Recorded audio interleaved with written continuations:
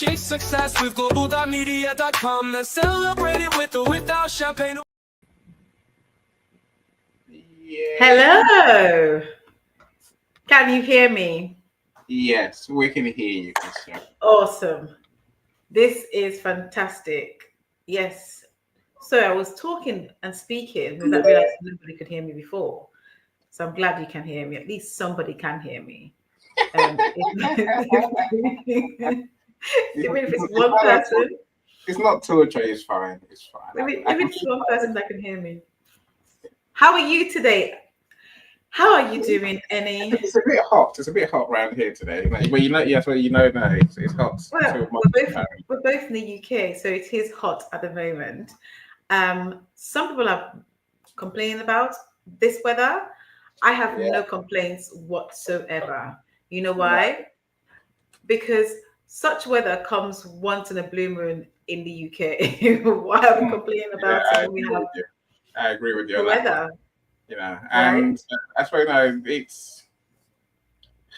I think there's a type of people who like to complain. We love complaining about the weather, whatever it is, right? Rain, shine, we always complain. So we love a reason to complain. We're just bored. We're bored, so we complain. But did you know, complaining, so there's a neuroscience to this, to complaining. Complaining leaves you in survival mode. Yes. Right? Complaining a lot leaves you in survival mode. That's not a good place to be, right? Absolutely not, any.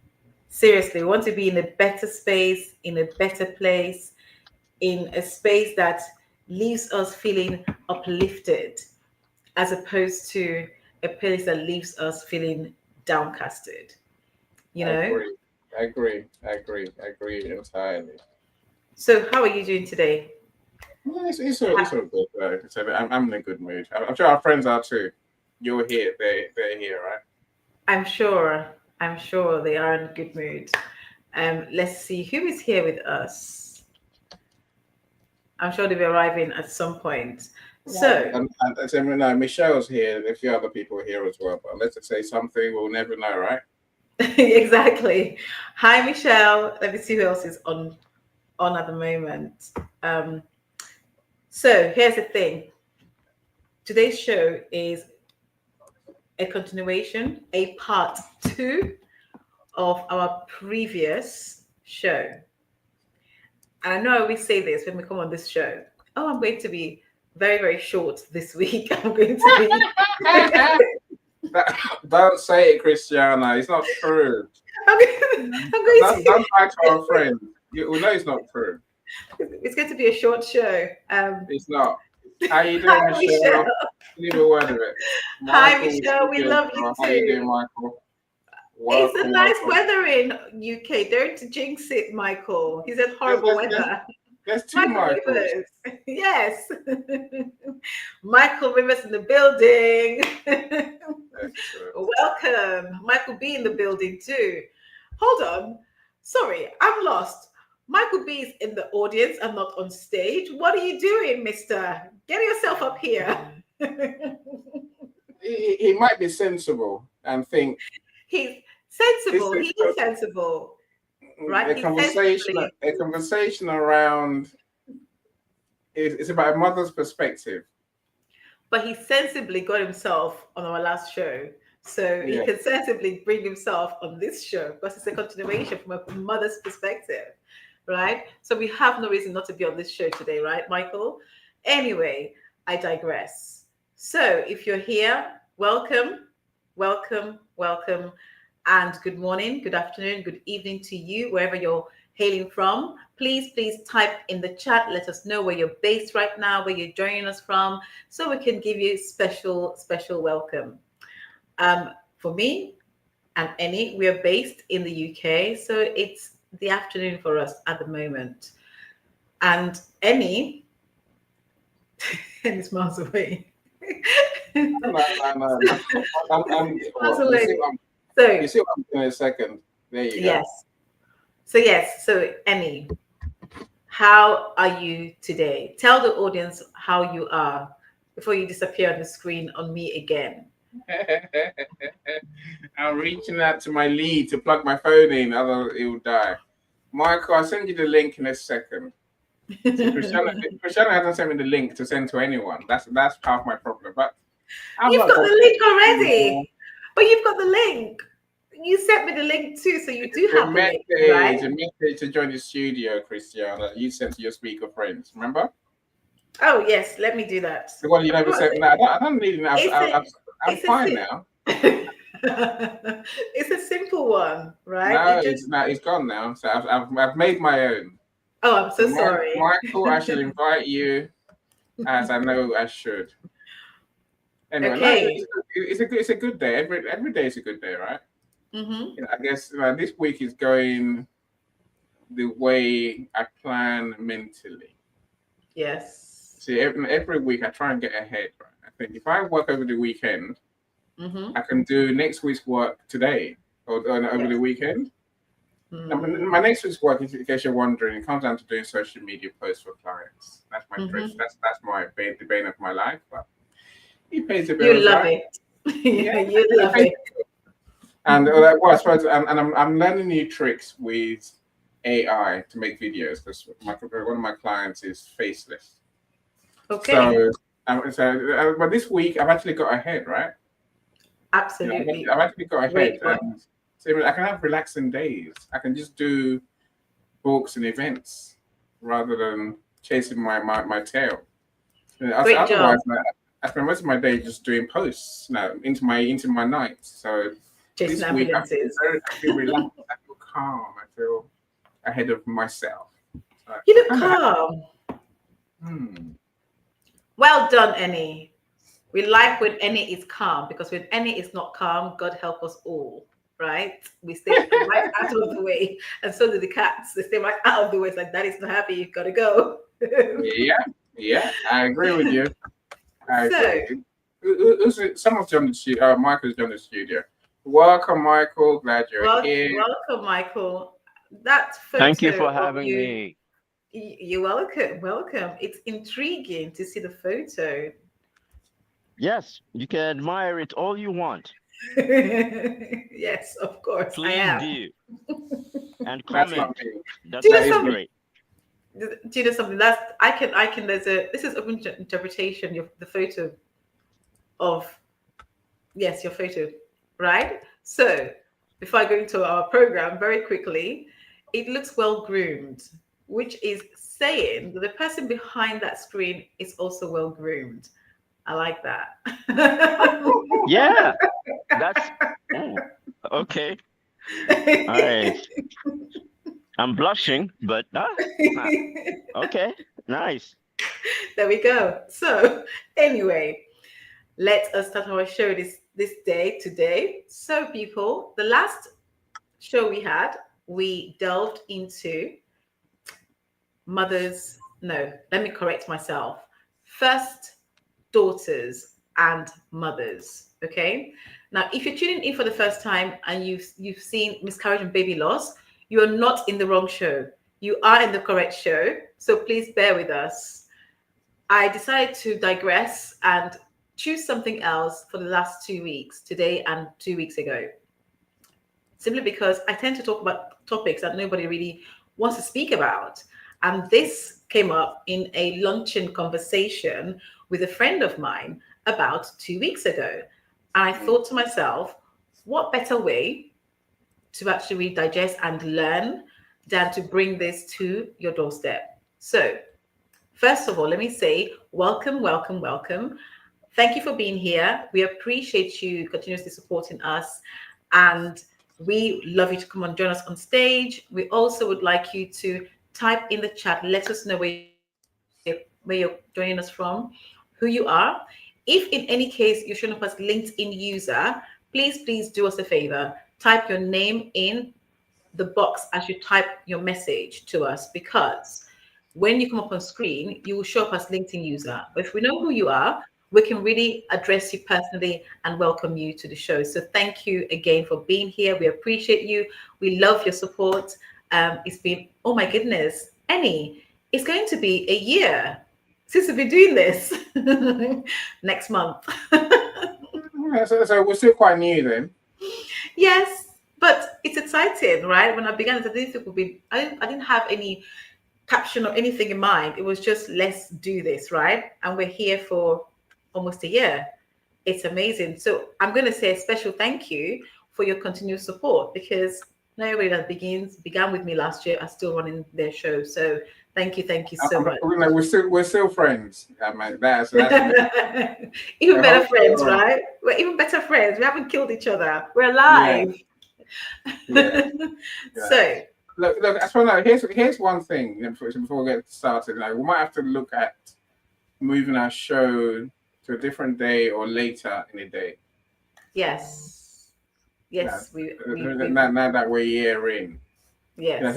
So the thing that I think that's become clear over the year is that we are not able to get our American friends to wake up at the crack of dawn.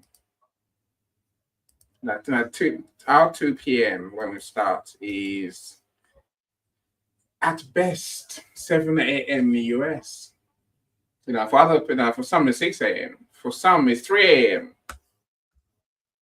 We need to do something to at least make it easier for American friends to join us. That's my personal thinking. Christiana, what are you doing down there, Christiana? Who knows, right? I got dumped. Which American friend are you talking about? I got dumped. Sorry, Michael, what did you say? Michael? Which American friends are you talking about? All of them. Because I know you're here.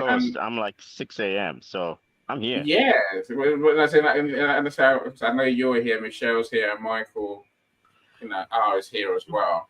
So of course we thank your dedication. We thank you for your dedication. Absolutely, yes. And your support. So we might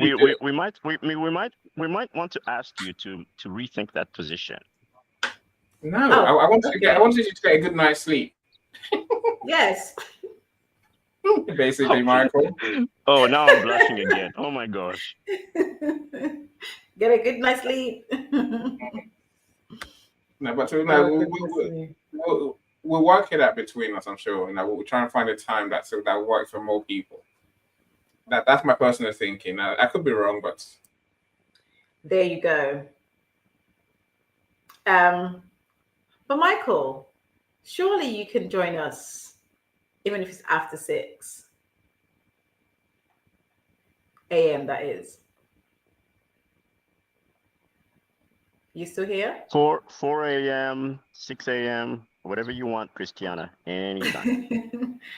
Thank you. Well, it'll be after 6 a.m. because if it's a later show, it means you join us later in the day, which means you get to have some time to rest a little longer than waking up at 6 a.m. for the show. Or whilst you go to the gym, I guess.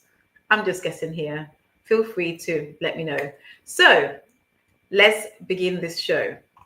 As I was saying before, I got dumped off the platform with my network.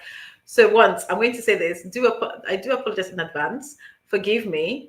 My system might throw me off several times. So if I disappear, please don't be offended, okay? If you're joining me for the first time, my name is Christiana T. Johnson, if you already know that. I am a miscarriage and baby loss coach. Usually, I'm speaking about miscarriage and baby loss. For the past 2 weeks, something that came up in conversation over a lunch date was first daughters and mothers and the feud and the relationship, as a whole that happens. But in particular, generational effects, cultural effects on first daughters and mothers. So this is where we are. 2 weeks ago, we spoke about this same subject and topic from a first daughter perspective. We came to really explain about parentification of first daughters. So what that means is where you have first daughters who automatically become carers at quite a young age for sometimes the parent, as well as the siblings. They become second mother in the house. And for many, that in itself, I'm not saying for all, but for many, that in itself really removes the experience that a child has at a younger age, the experience of their childhood. For some, one I've spoken to, two, the research I've done tells us that some feel resentful when they become adults, either resentful towards their mother or resentful towards their siblings, younger siblings, may I add. So, daughter's perspective. This week, we are going to be looking at the same topic from the mother's perspective. And as usual, I also have a written poem or spoken word that I would like to share with you towards the end or at the end of today's session. So once again, thank you for joining us. Thank you for continuously being here and for spending or choosing to spend your time with us. We do not take it for granted, and we truly appreciate and love you guys. So without further ado, let's jump in. Michael, I'm so glad you're here because you were here with the last conversation. You made some really good points. We had a great discussion on this topic. I'm going to start off or kickstart this with looking at what others have said, first of all, in terms of just asking around, looking at this question, looking at really what is out there. How are people feeling about this? And what really, as usual, things tend to surprise me. When it comes to different topics, it surprises me. And sometimes it doesn't. But on this occasion, I know that this is a subject that people have spoken about, many, many, many mothers and daughters, and still are, talking about it. And I have heard so many stories. But here is one thing that I want to say that's very clear and has become clear. It's also the thread that runs through what we're about to speak about today, is the fact that when it comes to mothers, what they have disclosed is the generational passing down of traumas, passing down of experiences. I think I gave an example 2 weeks ago about a woman who always cooked, dinner for her family, especially at Christmas dinner. And every Christmas, she would cut off the ends of, the meat going into the oven to be cooked. And every Christmas, she will cut both sides off and put it in the oven. And so one Christmas, her daughter asked the question, "Mother or Mom, why do you always cut the ends off and put it in the oven? Can't you just pour all the meat together?" And she looked at her daughter and she said, "Well, that's what my mother used to do." And her daughter looked at her, and in her mind, she was thinking to herself, "Why couldn't you ask a question?" So she asked her mom, "Why do you not ask grandma why she did that?" And genuinely, the mother had no answer because she had not stopped to ask the question, "Why do you cut off both ends of the meat before you put it into the oven?" It turned out that the reason why that happened was because when her grandmother herself was a mother cooking, or a young woman cooking, the oven they had wasn't big enough to fit a whole piece of meat in. So they had to cut the ends off to put it into the oven for it to fit. Lo and behold, when you fast forward this second generation to third generation, the oven was big enough, right? But because that was something that the mother had learned, passed on from generation, she just automatically cut off the ends and put it in the oven. So the daughter said to her, "This meat actually can fit the whole oven. We got an oven that's big enough to carry this meat." So the point I'm making in all of this is the fact that we have things passed down to us sometimes without real understanding, without real questions, asked, without real, I would say empathy, without real thinking, analyzing or analytical perspective. So when it comes to generational and intergenerational, first daughters and mothers, the reason why we seem to have this disjointment is because of the traumas that is carried and passed down without being allowed to ask questions or express. If you grew up in, for me personally, growing up in Africa, it's that thing of a child was never to be heard or seen when adults are talking, when adults are around. I'm very fortunate that I was born into a family that wasn't an issue, where we were asked to express ourselves. We were given the opportunity to express ourselves, so long as we're not rude about asking questions, because that is the only way that you would learn. That's the only that we could learn growing up. So when you have households that do not have the same principles, do not have the same opportunity, what you find, and what I found, doing this, is that you have so much trauma that's being passed down from mother to first daughters. And again, I'll probably come to the men at some point, because you have mothers and first sons too, right? Mothers and first sons too. So the first thing, as I mentioned previously, is parentification of a child from a young age. And that involves, like I said, daughters taking parental roles and responsibilities. I know for me personally, my parents worked, quite a lot, and it meant taking on roles, looking after my siblings. I'm the first of 6. For those who are not aware of that, I'm the first of 6. So imagine having to really support and care for your younger ones, and taking those parental roles perhaps prematurely sometimes, and leading into burnout. Now, here's what happens when that becomes the norm. That becomes a routine for those of us who have grown up, with that, and grown up with those responsibilities. You grow up with an era of perfectionism, where you're needing to have things be perfect all the time, because you don't want to be scrutinized. You do not want to, I wouldn't say get into trouble. Yes, get into trouble sometimes. You want to make sure everything is right, so you don't fall, foul or in the wrong space with your mother or your father. So really, that's one of the things to think about. You have relational struggles. So some people would say we butted heads a lot. So some of the, the women I've spoken to, they would say, me and my mom butted a lot. What does that mean? It meant that you didn't see eye to eye. It meant that there was always this feeling of not doing enough, not being enough, not being able to satisfy whatever task that had been given to you, because there was always a criticism.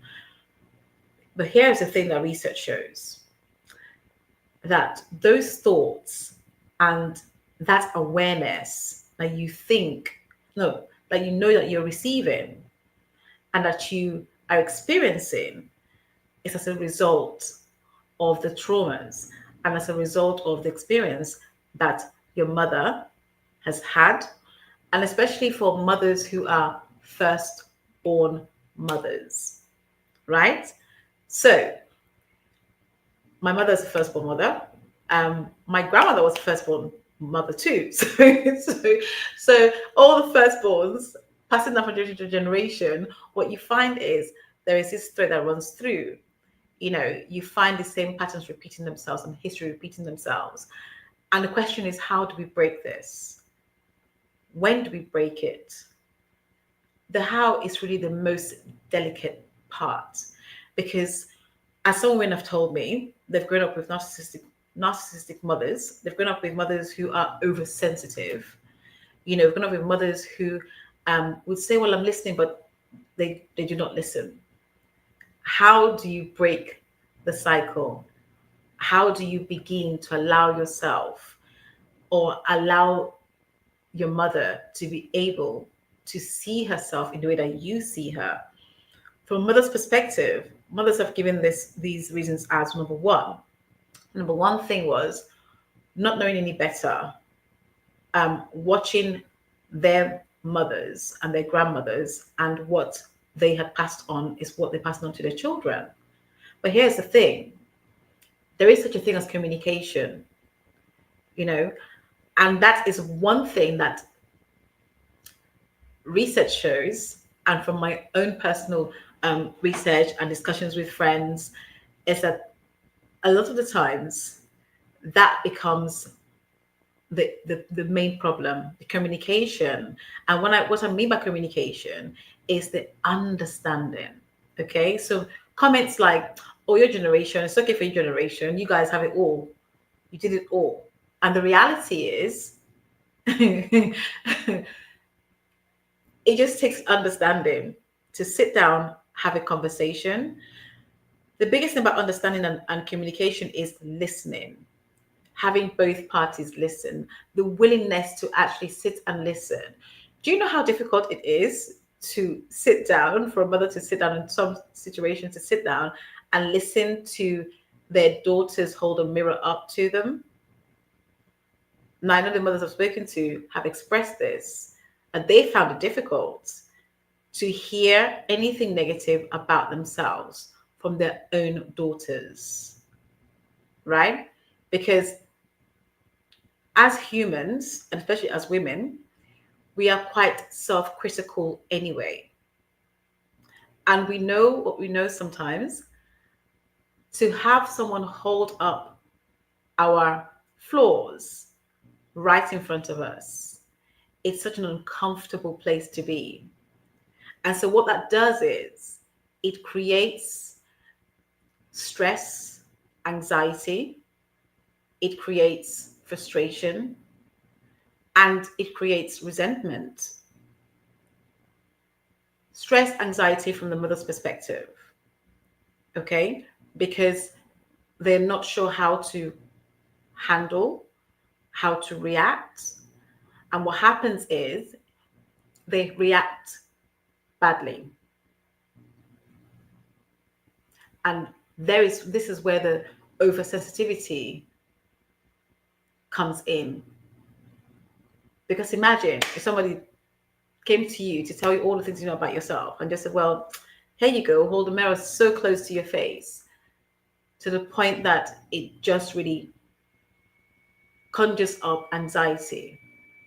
And there is nowhere to hide. It's like someone putting you in a corner, right? Does that make sense? It's like someone putting you in the corner and saying to you, well, just deal with it. What would you do? You cannot go through that wall. So you have got to turn around and do what? Defend yourself. And so we see that happening in our personal life, behind closed doors, and in other times it erupts, outside in a social setting. But here's the thing, the daughters and the mothers that have been able to move forward are the ones that have had the patience to have those difficult conversation with the help of a professional, such as a therapist, okay? To sit and have conversations and say, look, ultimately, I admit to X, Y, and Z. It's like you're half smiling. You're like, oh my God, what are we doing here? I can see your face. Anyway, I'm going to pause for breath and let's see what the audience are up to. Let me unmute myself first. Hi, Lisa. Welcome. Many thoughts. How are you doing, superstar? Glad you're here. Cyrus, I was concerned for a second there, Cyrus. Hi, Cyrus. Cyrus said, good evening. I'm thinking, hey, which country are you in? It's rightly worked out. No, it's still afternoon, so I'll let you on, Cyrus. Good afternoon, Cyrus. So you are welcome to join the studio to share. The link is in the comments. So Platine, I see you as well. Welcome, and Sharon Rose. Always great to have you in our events. Hi, Sharon. Oh my goodness. Welcome all of you. Of course, if you're here, say something. Tell us where you're joining us from. Let us know you're here, please. Say hi. So we actually want to welcome you properly. No, I think Sharon said that. Sharon Rose said something as you were talking. I think she said, I think mothers can be dismissive. I think was the comments, right? Where's it gone? It was on my screen. Yes. Yeah, and But Annie, so I'm glad she made that point, because that point is part of what I'm going to be making later on. Mothers can be dismissive. Why do we dismiss things? Let's think about that for a moment. When someone says it's dismissive, are they dismissive because it has an impact, because you have just literally poked or you have highlighted an aspect about themselves that they are so uncomfortable with. So rather than deal with it, or perhaps they're not even ready or prepared to face that particular comment, that particular aspect about themselves, that they dismiss it, and that is called denial. That is denial, ultimately. Here is something else I'll mention. Social commentary from people like Chidera, who's an actual writer who's written about this. She talks about the fact that some mothers have this, in her experience, have this way about jealousy, being jealous of their daughters, in the sense that, if you remember, I mentioned generational. It's okay for you guys. You guys are like, different generation from us, right? So some mothers who have perhaps not experienced what their daughters are experiencing for the first time can sometimes become jealous, can sometimes become resentful of the fact that they missed out on those things, or the fact that now you have the right to do X, Y, and Z. Now you have the right to drive, or you have the right to just work in a male-dominated area. We never had that before. We never had the opportunity to just drive or have these flash cars.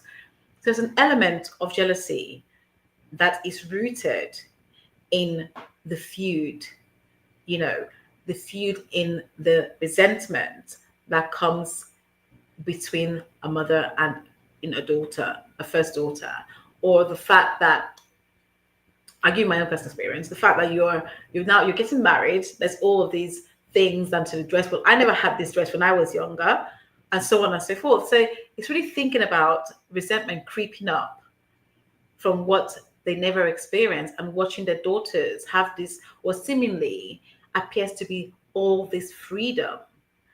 You guys now have all this freedom. We never had all this freedom to travel the world and go here and go there and do this.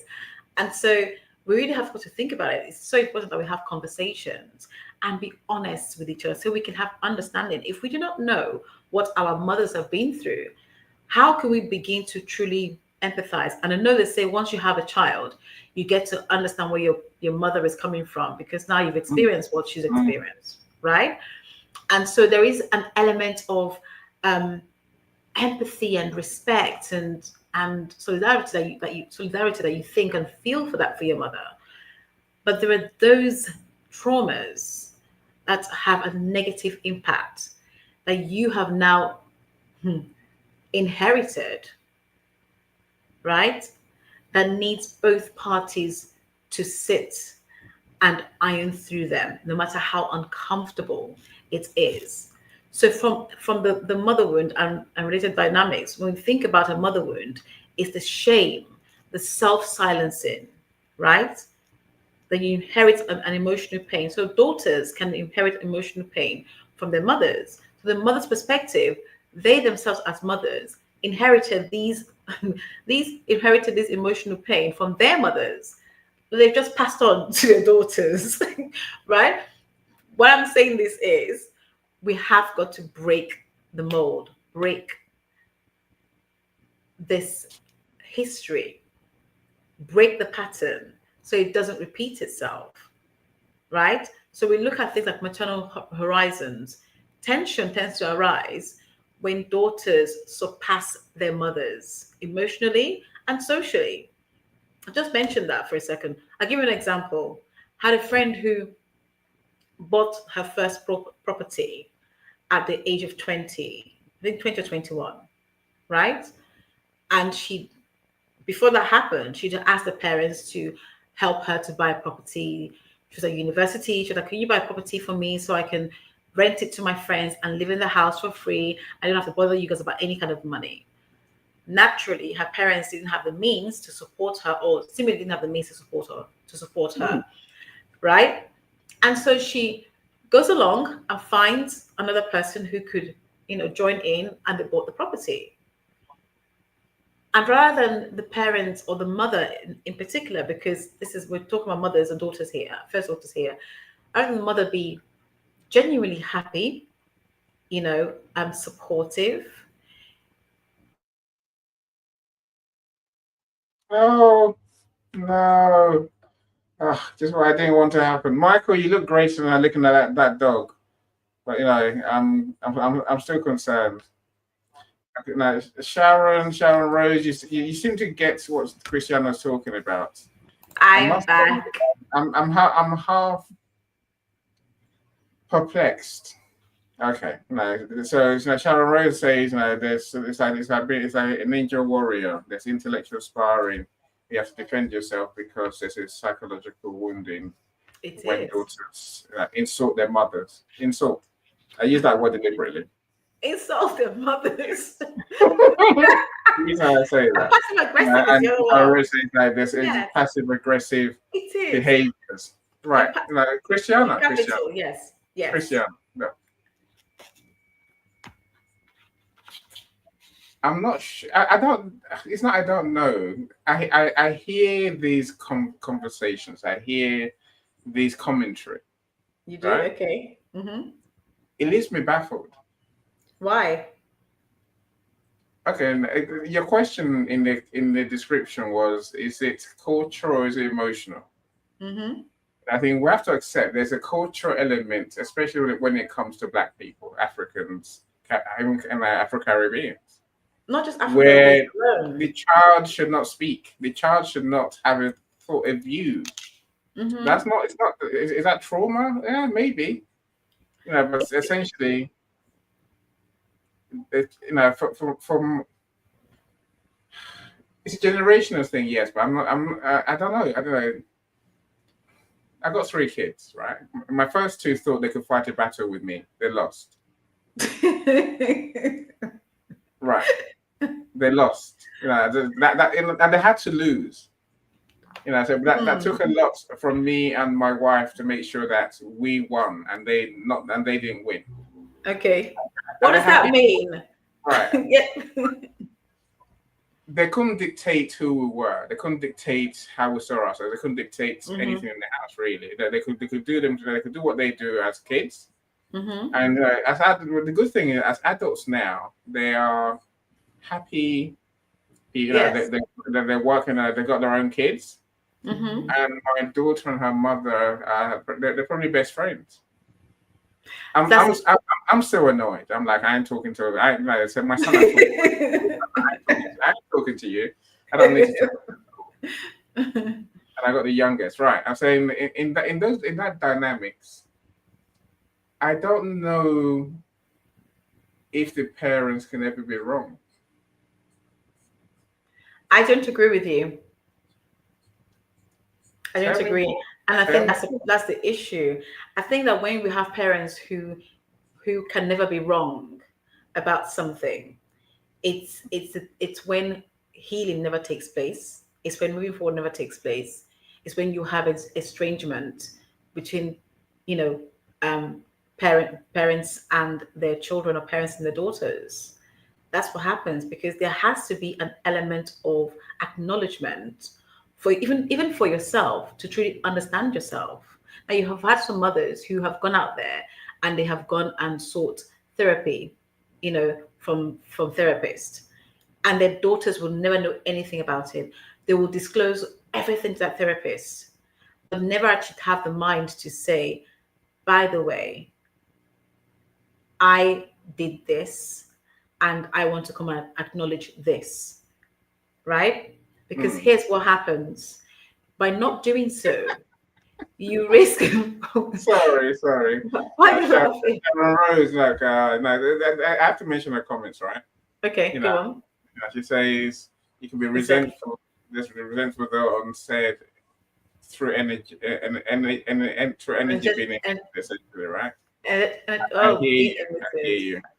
Let me welcome Zara. Zara, welcome. Hi, Zara. It's such an important topic. It is.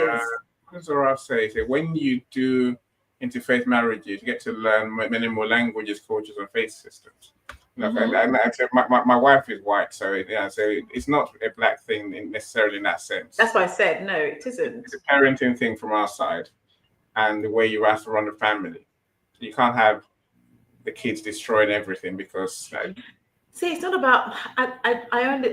I honestly Hold on. Sharon Rose says, how do you now? How are you teaching them to spar in the real world? Because practice makes perfect. Don't spar with your friends. Don't permanent. look at Makes kids. That's perfect, but trying not to determine my perfect. life. She said permanent. You're the kids of the house. We love you. We look after you. Everything we do is for you. I appreciate it. Don't sit there and say, that's wrong. That's wrong. You're wrong. Right. And what kids do, right? Kids do. And that's a different. Okay, this is a different thing. I think let's not come away from that's called narcissism. Thank you, Sharon. Thank you. Thank you, Sharon. No. By their kids. No. Sorry, I don't agree with that. Michael, you have to understand this. What do you say? You have to understand this, right? What's that? Thank you, Sharon. What have I missed? What have I missed? I'm staying out of this. I am staying out of this. I think as a parent, right?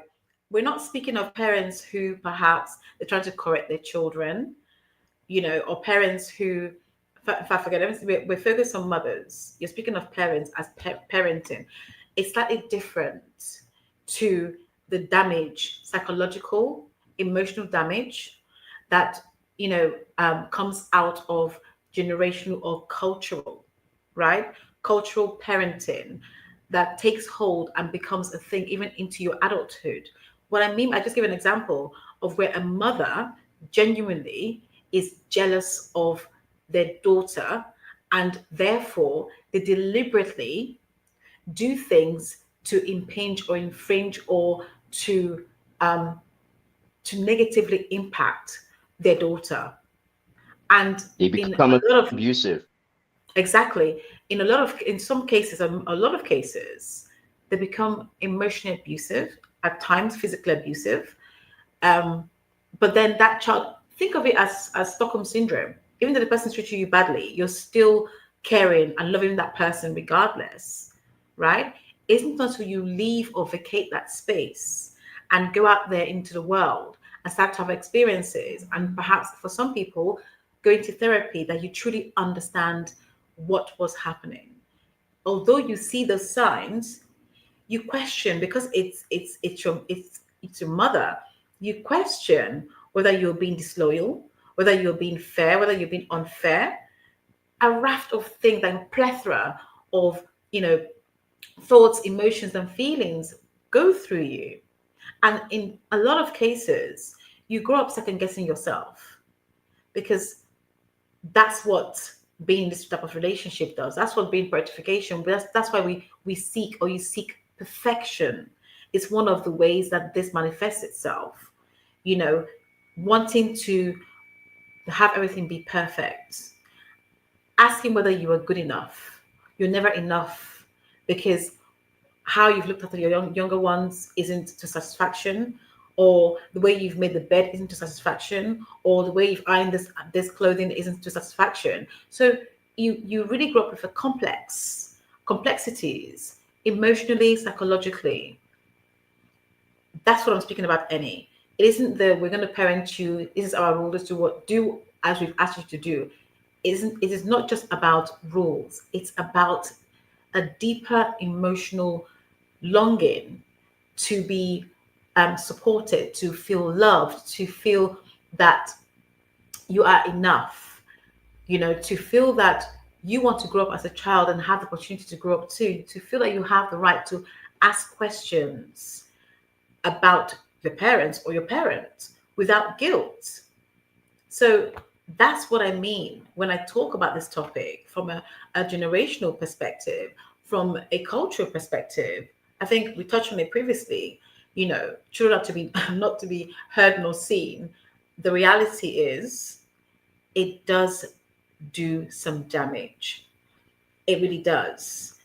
Not on its own, singularly, that's not the case always. But when you combine this whole from a holistic perspective, when you combine it all, the aggressive, Sharon Rose mentioned the passive aggressive behavior, all the behaviors that we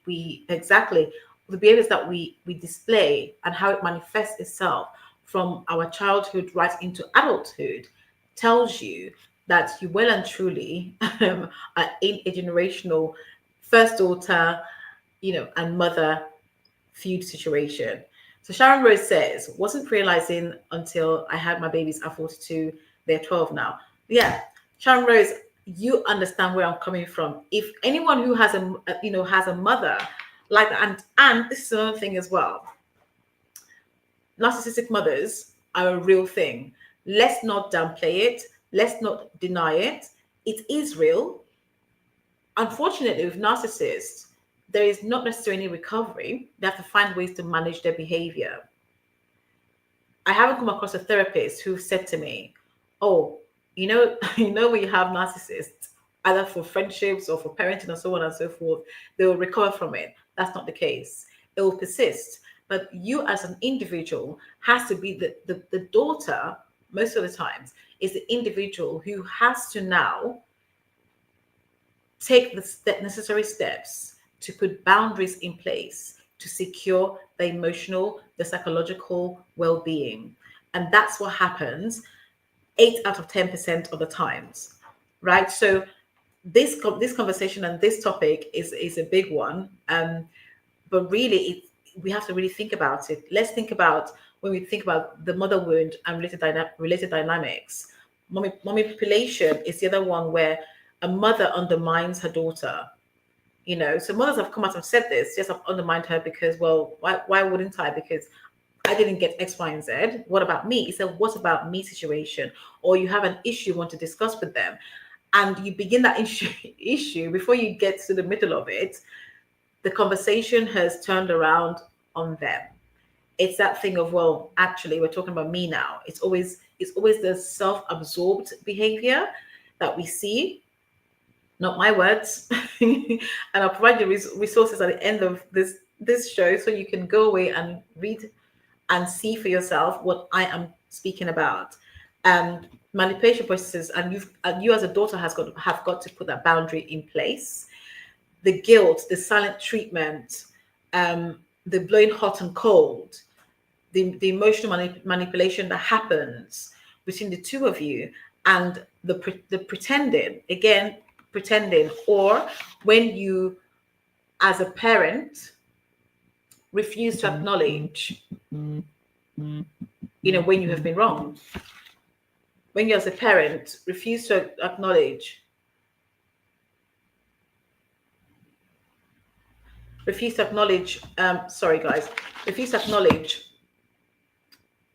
your wrongdoing, because in actually acknowledging the wrongdoing, what ends up happening is you get to learn about each other, you get to have a better understanding, and you get to really appreciate each other and begin to build that closeness, friendship, bond that you spent all those years not building, right?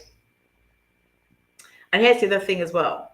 First daughters and mothers who lived apart or separately from their daughter's birth and rejoin at perhaps when they were, children from early teens. Without the bond, there is an air of suspicion. Without the bond, there is that thought of parentification, which does really happen. So let's think about it for a moment. It is not as easy as let's just sit and have a conversation, because what we're doing is we're really channeling, and from a mother's perspective, what they feel is that by the daughters confronting them or wanting to have those conversations, to ask those questions that are so uncomfortable for them, what happens is they are taken back into their own traumatic childhood, into the wounds they thought they had left behind. And here you are as a daughter looking to open up those wounds that they never really healed from, they just suppressed. Until you came along, you now feel of age and you want answers as a daughter, and that isn't convenient for them and will never be convenient for them until you both agree to go into therapy to have those difficult conversations. So like I said, this topic came about 2 weeks ago as I was out with my girlies on lunch, and the question that was asked was, what's your relationship like with your mother? And we all began to have this conversation. And when we realized that something that I know very well, because it's a topic that I've always wanted to talk about, especially with my own personal experience. And I think that erupted into something else. And I thought, what better place to bring this than this platform? Because I know I have many of you who often find our topics quite interesting, quite useful. So thank you for allowing me to talk about this in this platform. So yes, Emmy, over to you. Let's see if we have any more questions or any more comments that I need to be aware of. I'm trying to find them, but I cannot see any comments. Sharon Rose, I would like to invite you to come up. You're muted, Emmy, to come up and give us your thoughts on this. I really Please wish you join would. us. I really wish you would. Yeah. So Zara said, Professor found out the reason. Job gives you rewards after 30 or 15 days. On the other hand, you don't get any rewards sooner. The 15 years on the side leads to contentment. I think the other side is contentment. So you don't get rewards sooner. Yeah. Hold on. Let me try and I can't even read it because my screen is covering the writing. Let me go into the comments and see if I can read it from the comments. So, decoding this. I feel like playing, Dance Monkey, as Sharon Rose mentions. What? Why? And now I'm being physically separated from my daughter. Echo. Sorry, I'm putting it down. So let's have a look at what Zara was saying. This reminds me of Search by Professor. You see, here's where it's where I'm stuck. I'll accept. Okay, it's a thing, right? I'm lucky not to have seen it or experienced it myself. Mm-hmm. Very lucky. I didn't grow up in traditional families in that sense.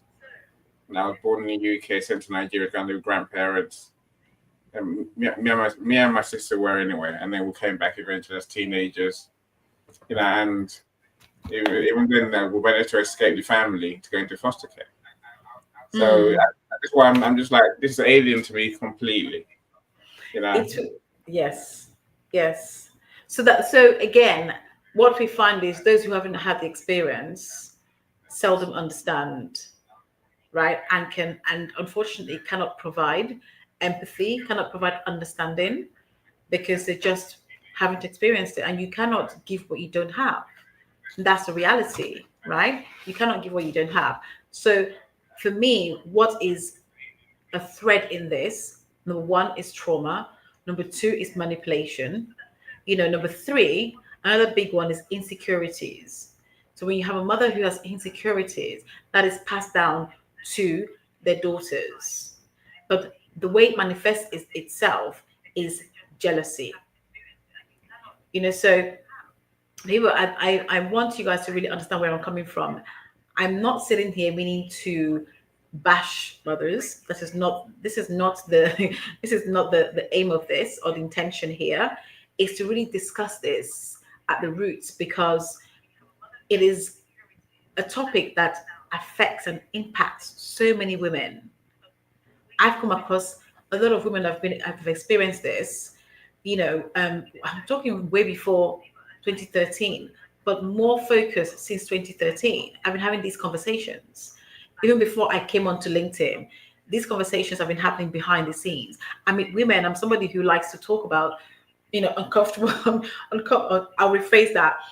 I meet people who tend to want to have conversations with me as a stranger that they wouldn't speak to their friends about or confide in their family about, but they will speak to me about it.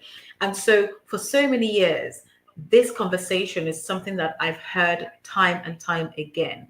And for every woman that I hear it from, it manifests itself. It takes different shapes and forms. But the one thread that runs through, and the commonality that runs through the issue itself, whether it results in estrangement or constant continuous feuding, whether it's Christmas, birthdays, and so on and so forth, is the trauma that was never resolved by the mothers, that was never resolved, that sustained or didn't sustain in marriage. It's also not just a trauma alone, it is the insecurities, whether from childhood or within marriages, or becoming a mother, or not even becoming a mother at all. And then from the insecurities comes jealousy. Jealousy takes shapes and forms in what Sharon Rose mentioned, in passive aggression. That's one way that it shows up, in silent treatment or silencing. So what happens is the daughter isn't silent, the mother displays behaviors such as silent treatment, or they blow hot and cold, or they're very selective in what they entertain as a discussion. And sometimes when you are offended or offended the daughters, they make it very difficult to even apologize. And they also struggle to let go. If you step on my toe today and I say sorry to you, I've stepped on your toes, I'm so sorry I stepped on your toes, forgive, let go, and move forward. In these situations, that is very rarely the case. It is held for weeks and months, and even when you've had time apart and you come together, that same subject, that same situation is pulled up again and is on the table once more. And in some cases, it goes on for years.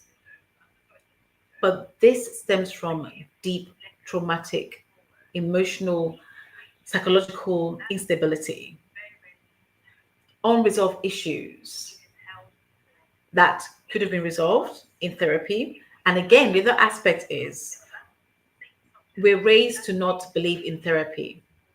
So if you are of the generation where nobody went to, well, we don't go to therapists, we don't go to the quack, we don't go to the shrinks, we don't want to air our dirty linen outside, how do you then resolve the issue? Because when you try and bring that to a family table to discuss it, that mother, that parent may be someone who's a matriarch in the family. And therefore, as a matriarch, no one dares challenge their words, opinion, thoughts, feelings, emotions. No one dares speak or ask a question or challenge. And that's again another issue. So as you can see from what I'm saying to you today, there's so many layers. there are so many layers to this topic.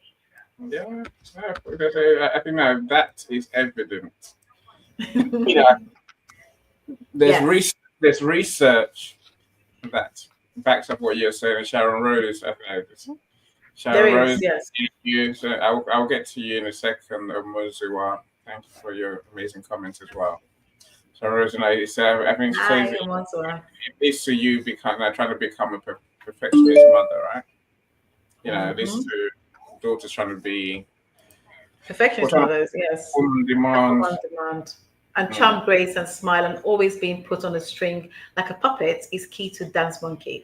But my father was completely different, who truly formed who I am, on the inside, surface versus depth. So it's true. And the thing about it is, you will find that in these cases, find the fathers, yes, no recovery, and I married my mother, not my father. That's another sign.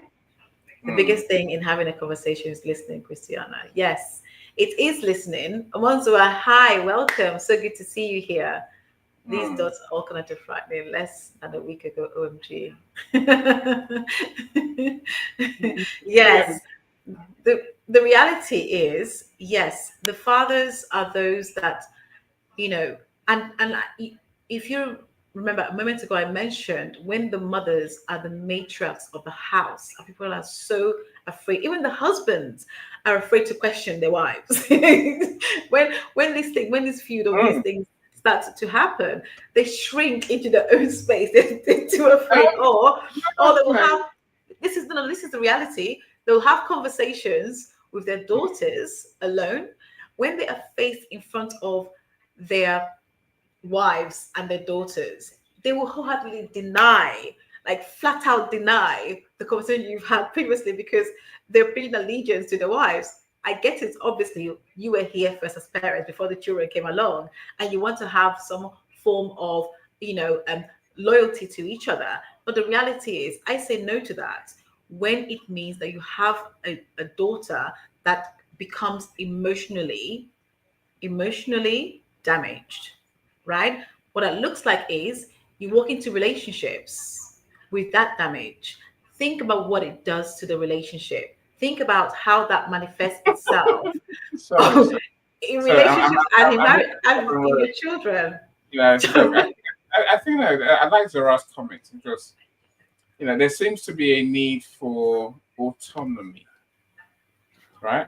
I think when you say father shrink, I think we find ourselves and we accept we're with someone who's toxic, right? And so this is I don't know, this could be a mother daughter thing, but I think it's more the fact that we have a generation after generation of traumatized women. That's the thing. I think that's more the point. And these terrorists terrorize everyone. Not just the daughter, they terrorize the sons too. And they But terrorize the son's husband, the son's wives later on. any the point I'm making, the reason why I brought this to the table, right? There is a lot of that out there. There's a lot of these mothers out there.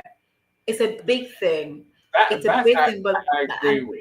And the point I'm making is you have got to look at the root cause. In any situation, you must look at the root cause of the problem, right? And that's why I placed generational and cultural and asked the question. There's an aspect of emotional, but is generational, intergenerational, because it is passed down from generation to generation. The question is, how do we now pause? How do we now break that pattern? How do we now break that madness, as I like to call it? Brings me to Zara's comment. So that says, I think if we can remove. Oh no, Zara, look, I think you have a point there. If we can remove physical intimacy from relationships, that's the start, right? So then we can understand the true meaning of life. Where again, there's a barrier. I don't know where. I think the barrier. Let's say for what it is, Christiana. Like I said, it's women who are damaged. Hi, Dr. CJ. With their unresolved trauma. That's what I'm talking about. The reason I put generational there, and don't forget, it's not just women. I'm speaking about first-born daughters and mothers, right? When you have an unchecked, unresolved issue from childhood, from when you become a teenager to an adult, when any issue is unresolved, unchecked, untreated, uncared for, what tends to happen is it is carried into different spaces that we occupy, socially, emotionally, personally. Guess what happens? Intellectually as well as sexually, right? Yes. It is carried into different spaces that those people occupy. And Till once death do we part. And the truth is, right, until they are checked, until they are resolved, until they are therapized, you're going to end up having those issues. But here is the thing, and here's where the problem and estrangement comes on, is when the first daughters begin to place their boundaries in place.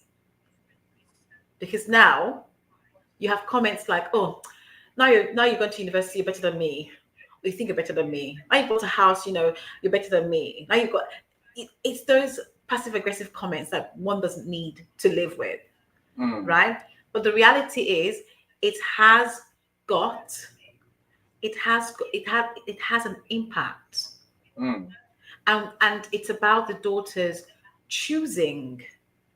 And I say choosing, I'm choosing my words very carefully. It's choosing to do something about it, choosing to say no. And here's what happens when you choose to say no. You become isolated and estranged from the whole family. For a lot of women. If you're a man who says no, who says, no, I'm not having this, you end up being divorced. Like I said, you end up going your separate ways, right? Let's take look. You end up going your separate ways, right? That's what happens, Annie. So here's the thing from my perspective, is from mothers, and this is for mothers. Understand your matrescence. What that means is activate your own unhealed childhood wounds, first of all, and face them and say, here is what I've been through. How can I now help myself to see? Because unless you are saying to yourself, you deliberately want to watch your daughter become distressed to the point of ending up in an asylum, or ending up in a mental health institution, mental health facility. And if that's who you are, then God help you. There is no help for you, in fact, full stop. However, you must stop and think, let's join the dots. What is my child saying to me? Right? If I genuinely care and love this person, how can I help? But not just how can I help, begin with, how have I contributed to this issue? Before you can think of how can I help? Because once you begin to understand how you've contributed to the issue, you can begin to really understand and accept for yourself. Because the only way you can open the idea, the channel, to be helped by somebody else. That I can understand. I mean, Zara says settle contentment and satisfaction. Of course, sharing more gems. You tend to have a surface mother and I guess father with depth. Sharon Rose is not saying that we should eat. Her phone's struggling with I think. What? You are saying, it's the truth. Yes. Yeah, I thought she said she ate the truth. Dr. CJ, welcome. Now, Dr. CJ, how you doing? Zara says, relationships, you don't get any more than 15 years. Look. Is that, hold on, pause. Sorry to interrupt you. Is that your relationship with your spouse or relationship with your child? So because think about the two. Yeah. Relationship with your child or relationship with your spouse, because most of these behaviors are happening from daughters' young ages. So by the time you get to 15 years old, you're gonna be battling with your parent or with your mother. It's not because you're a teenager. It's because you have identified issues that sometimes can be quite contradictory to what the person is saying to the actions they're giving you. Right? So what a parent is saying to what they're doing and to what's happening do not match at all. Then chaos ensues. So again, Zara, I asked the question, are you meaning your relationship with a spouse or relationship with your child? I think a relationship with your child, you get reward from day one if you are at peace with yourself. This is his thing, right? Being at peace with yourself. Yes. Exactly. That's where this all starts, really. Dr. CJ, of course, we see you. Welcome. Glad you're here. So Zara says, I got 2 nieces and a nephew without a mother. So I guess let's pray that God is taking care of everything. They're growing to 6 now. So there's joy in having. Hi, Rosemary. Welcome. How are you doing? Glad you're here. Sharon Rose. I'm getting somewhere with it. I'm getting somewhere. That's why I'm going through the comments as I can, right? I wish I had done this. That landlord student relationship, I guess, with your mother, which is, but that's miserable for everyone, right? What do you mean?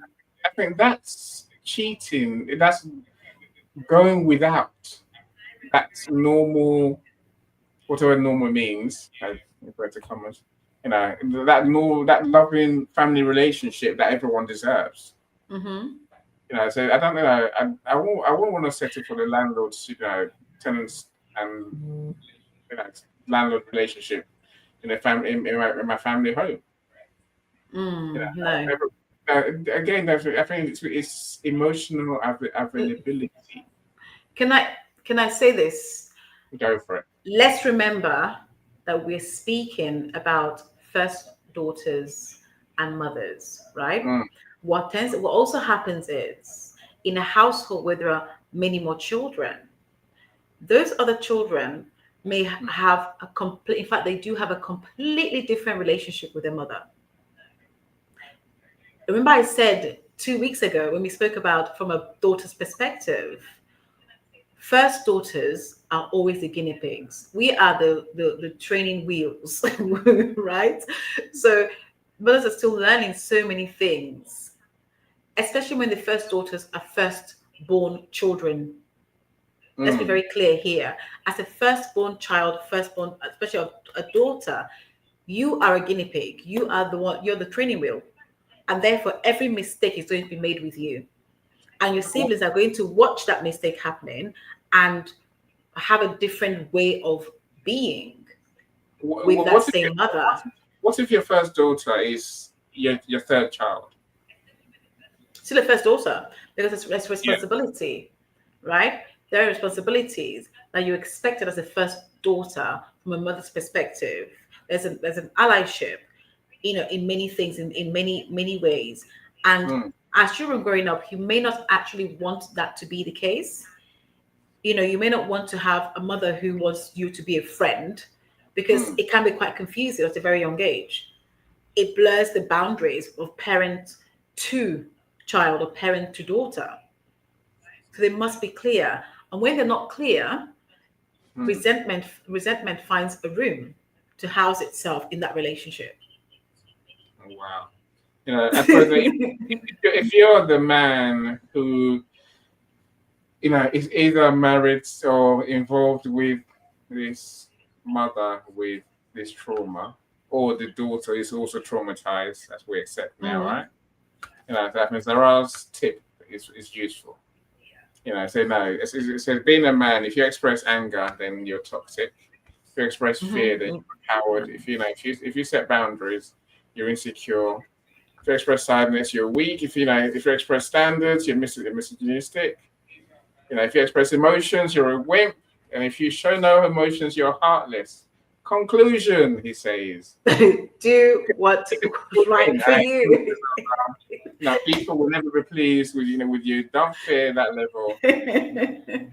Just do what's right by you, your family, Zarat says, just say sod you, and I'm gonna live my life. No.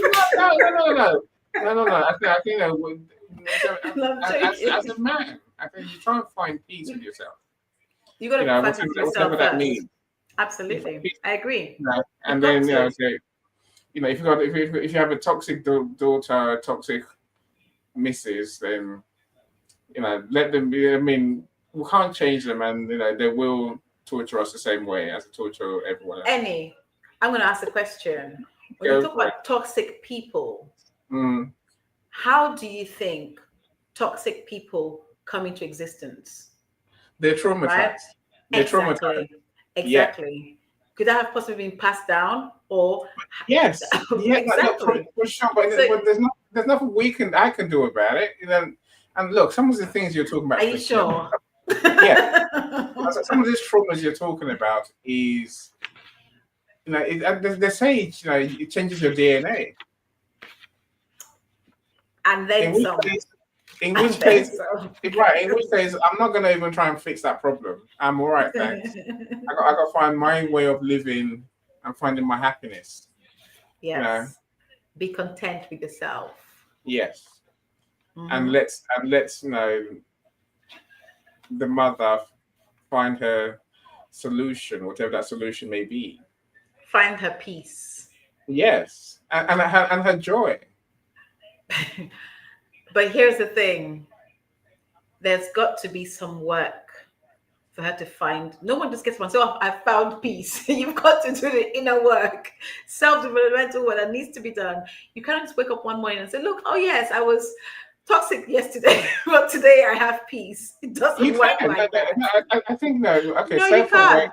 It does not work self-awareness. like that. I think self-awareness, looking truly at who you are and how you be. Right. I get that. I'm saying that's where I have to start. We can start there.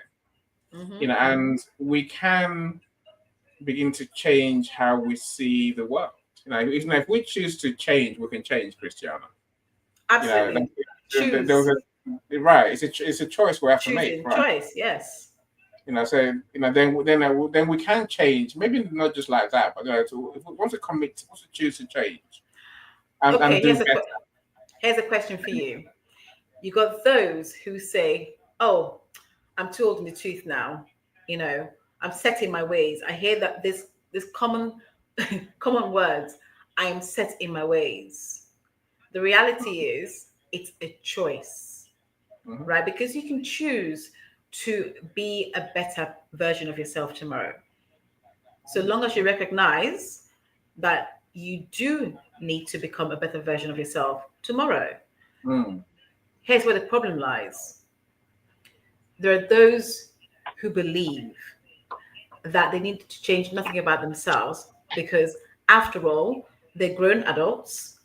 They've got to this point without anyone dying around them. So they're okay. They're good as they are. And it means that daughter will walk around for a while carrying certain feelings, emotions, psychological, damage until they have to go somewhere to get their peace and find their peace for themselves. And make no mistake of it, they don't totally heal. They just find ways to manage and to move forward. They find ways to find that peace for themselves, even if that means estrangement. As much as we know, as a lot of women choose estrangement from their mothers and sometimes from the family, depending on who the matriarch has allies within the family. And when I say family, their own siblings, right? The siblings, the cousins, and the extended family. So whoever is prepared to entertain and to tarry with them is prepared to have a relationship with them, right? So the finding peace and we say, oh well, let's just leave them alone. It's not as simple as that. It takes root. It takes hold. Yes, it does. Sharon Rose says now you have to she's done inner work for 11 years, shadow work. But the mother wound, which she had twice, she's had twice to cut, which she's had twice. Cuts deep. Cuts even deeper, Sharon Rose. Thank you for sharing. Thank you so much for sharing. Thanks, Sharon. I agree. It's a choice. Fixed mindset is what we need to change. But look, absolutely. How do you get someone to begin to want to make that change? Is the question, Christiana. It comes in different ways, varying ways. So the first thing is when the person in question, or when the mother notices and realizes that you as a daughter has put barriers in place. And what I mean by barriers is when you've decided to go down the route of estrangement. In other words, keeping your distance. Because when you're not there, when you're not to the beck and call, when you're not visible, people notice that you're not there, right? Let's not forget, you are the second person that holds that space. You are seen as, mother number two. So when mother number two disappears, it begins to show. You are clearly visible, or invisible rather. You're clearly invisible. And they begin to question why that is. It's the only time that those types of mothers sit up and take notice, get to really understand or get to really see that there is something wrong. And even to that point, they're still in denial until you spell it out for them, visibly, to say, I'm not coming, to this house anymore, or I will not be doing X, Y, and Z anymore until we go through this, until we do resolve X, Y, and Z. So that's one way of doing so. And I mentioned earlier about the mother themselves understanding the matriarchs, which is their own childhood trauma that they have either suppressed, swept away, avoided for as long as they can remember. They too can start to either choose to express that to the child and say, hey, this is the reason why I'm like this, and be open to therapy and acknowledging how their behavior But Christiana, have impacted on their Yeah. daughter. Yes, Well, Annie. these mothers don't know.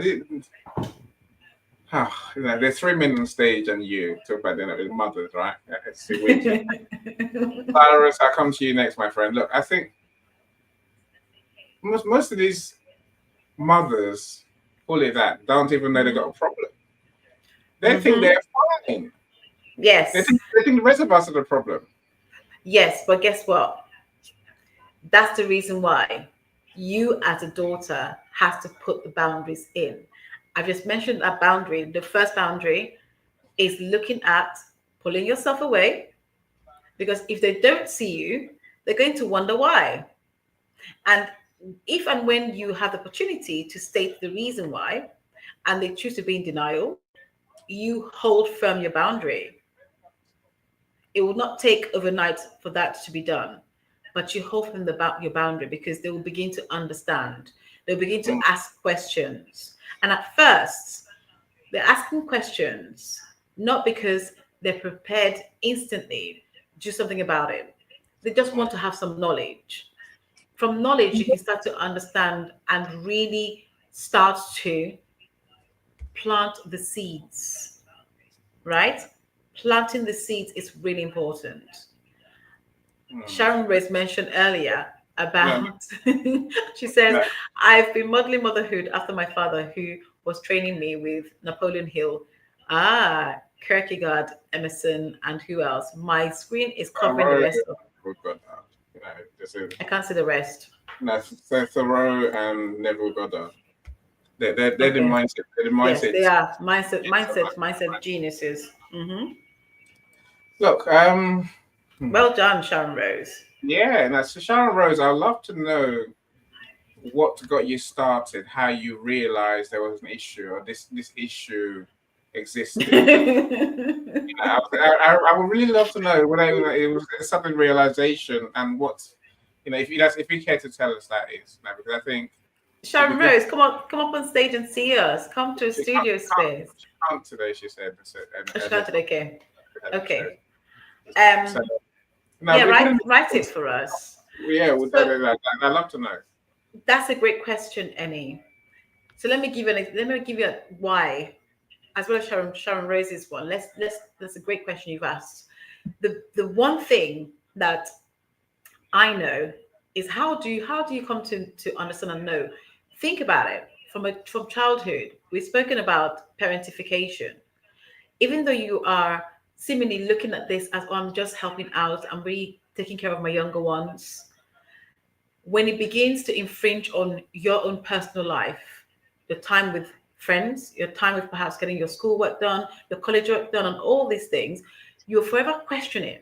But because in that moment, in those times, your loyalty, and for some people, the fear of challenging your parents, the fear of asking that question, the fear of being the stubborn one, the fear of being the one that always causes the problem, because you then, when you start to challenge these things, you're seen as a problem child, right? Because remember, you're not supposed to be heard or seen.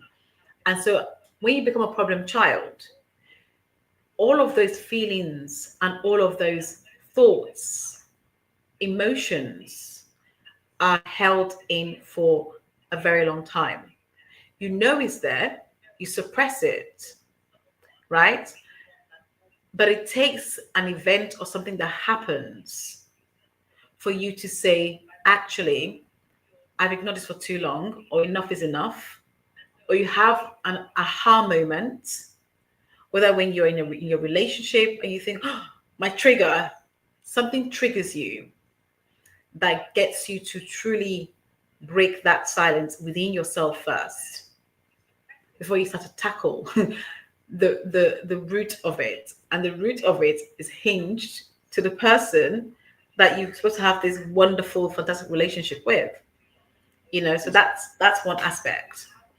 So Zara says yes, yes, yes, Christiana. I think we're all saying yes, yes, Christiana, right? Again, yes, I know you're talking about mothers and daughters. I think, I see it all from the perspective of the man who has to live with his two people.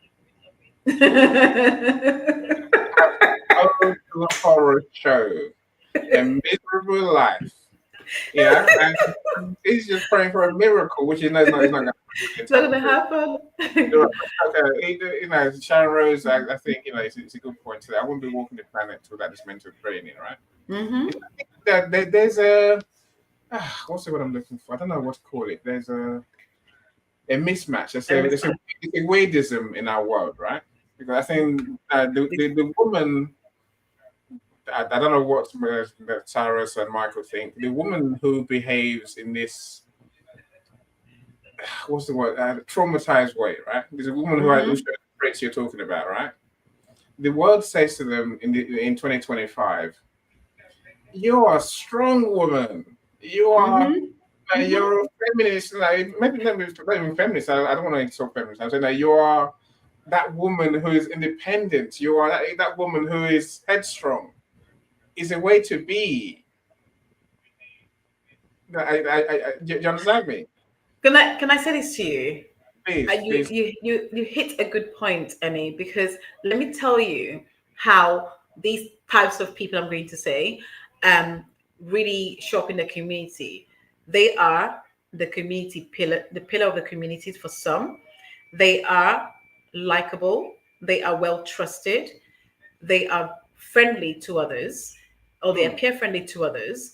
They are very sociable and can be socialites. So even when you're trying to find someone to have a conversation with, or somebody to go and have an allyship with, you are thrown to the dogs, so to speak, because they cannot begin to even fathom that this person you're speaking about is the same person that they see in the social standing. Like, how dare you darken and mudden their name? How dare you even breathe a word of negativity or such nonsense, or rubbish? They're your mother. So clearly you're the wrong one. Clearly. Yes. And you're the child and they're the adult. So clearly you're the wrong one. Even in a situation whereby you have been the adult, you've been adulting for a very long time and they were the child, right? You're still seen as the complainant, the what's the word? Other words I've heard are the outcast, the estranged daughter. You've seen all these names. The black sheep of the family. Wow. Yes, thank you.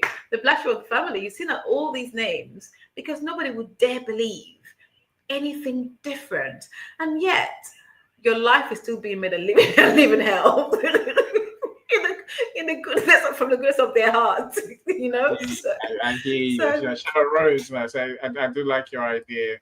Rose says that it happens differently in upper middle class families and the affluent than the lower class families. So often seemingly help without the key words. Yes. So you're dismissed because no black eye, no visible injury, right? Because there's no visible injury. There's nothing for them to determine that you're truly being harmed or you're in harm's way. Let's look at the serious side of this. This drives, and on rare situations, drives people to suicide. They feel there's no outlet. Nobody believes them. Nobody cares. They're estranged from the family because now you're the black sheep of the family. And therefore, why should we care about you? You're always bringing problems and trouble. Some people take to substance misuse. And that further peddles the point from the mother's perspective. So you see what I mean? I've been telling you guys all this time now, look at what they're up to now. Look at what they've become. Now you see what I have to put up with. That's what happens. There is a real thing that happens. Let's hear from Cyrus. And I say, the other two men on stage, they're like, if I just stay quiet, they'll never see me on stage. We see you, Cyrus. We see you, Cyrus. Yes. I'm loving, Welcome, I'm loving your Cyrus. photo. I'm loving your photo. The photo. What's going on with the two of you, Michael this afternoon and Cyrus? Michael's got his like stallion dog looking, well groomed, and you've got your honey in your hand with the glass and the microphone. Oh, my I'm trying to be goodness. Cyrus. I'm trying to be Cyrus.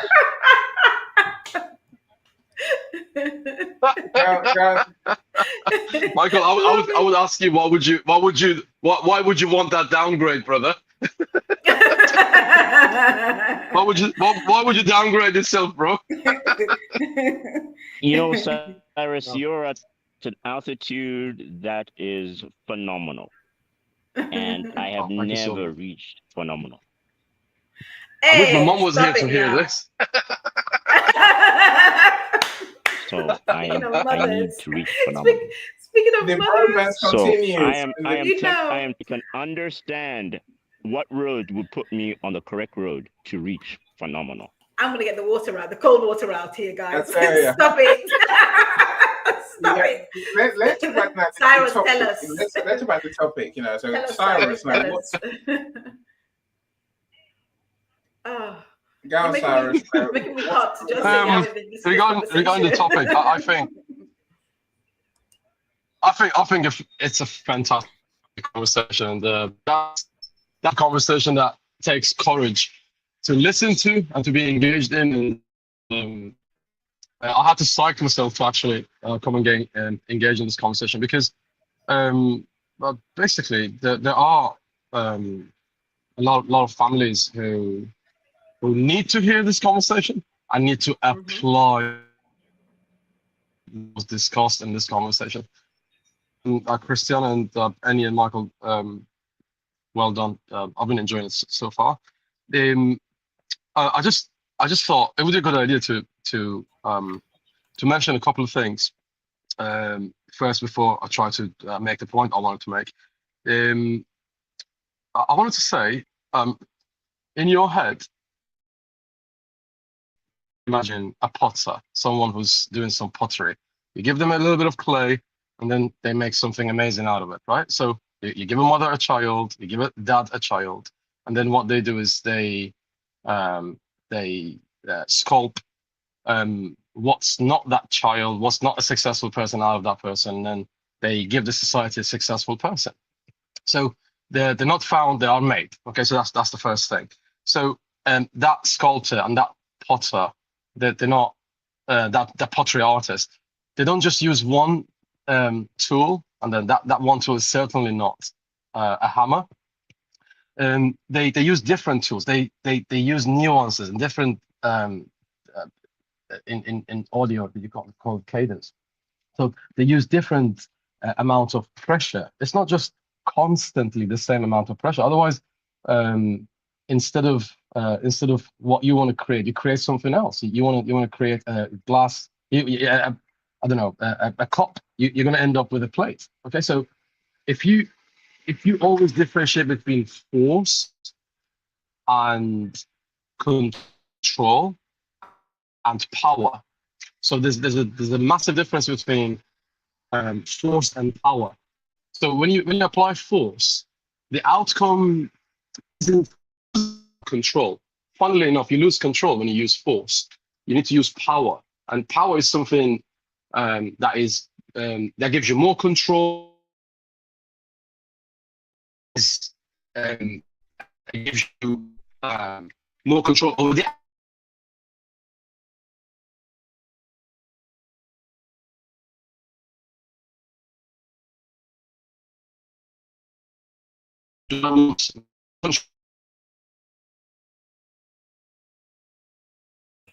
Cyrus, you're breaking up a little bit. Sounds like you're in the Matrix. Oh, I am sorry. Is it clearer now? It is, yes. Thank you. Is it better now? Yeah. So yes. No problem. So remember, if you apply power, you get more control. If you apply force, and that is going to affect the amount of control that you will get in the end, right? So when you're dealing with a child and you're raising a child, you need to ask yourself, it's a give and take. Do I want control over the future of the child, or do I want control over the here and now of the child, present time, right? So am I applying force and power? Because these two things, the force is always discussed versus power, right? So, and taking everything as an insult is never helpful to you or anybody else who's in the sphere of your influence, right? So, if you say something and I'm offended, number one, you need to remember that I choose to be offended. So it's my fault if I'm being offended. If my child or my teenager says something to me, how I perceive it is what really matters. Maybe I get offended by something Christiana would take as a feedback. What's the difference then? So whose fault is it? It's my fault, of course. Because Christiana heard the same thing, but Christiana perceived it differently. So perception is everything. And I personally believe being insulted and being triggered is the enemy of openness and communication, because that's one of the biggest killers of communication. If your child finds out, oh no, my parent is going to be offended, my parent's going to fly off the handle, they're not going to be open with you anymore. They're going to choose another guide. In theory, you are the guide, but in reality, they get their advice from elsewhere, and that is very sad for a parent. That's one of the things that a parent needs to avoid. And also, just because your teenager challenges your ideas, first of all, you should be really proud that your child is a rebel or a disruptor.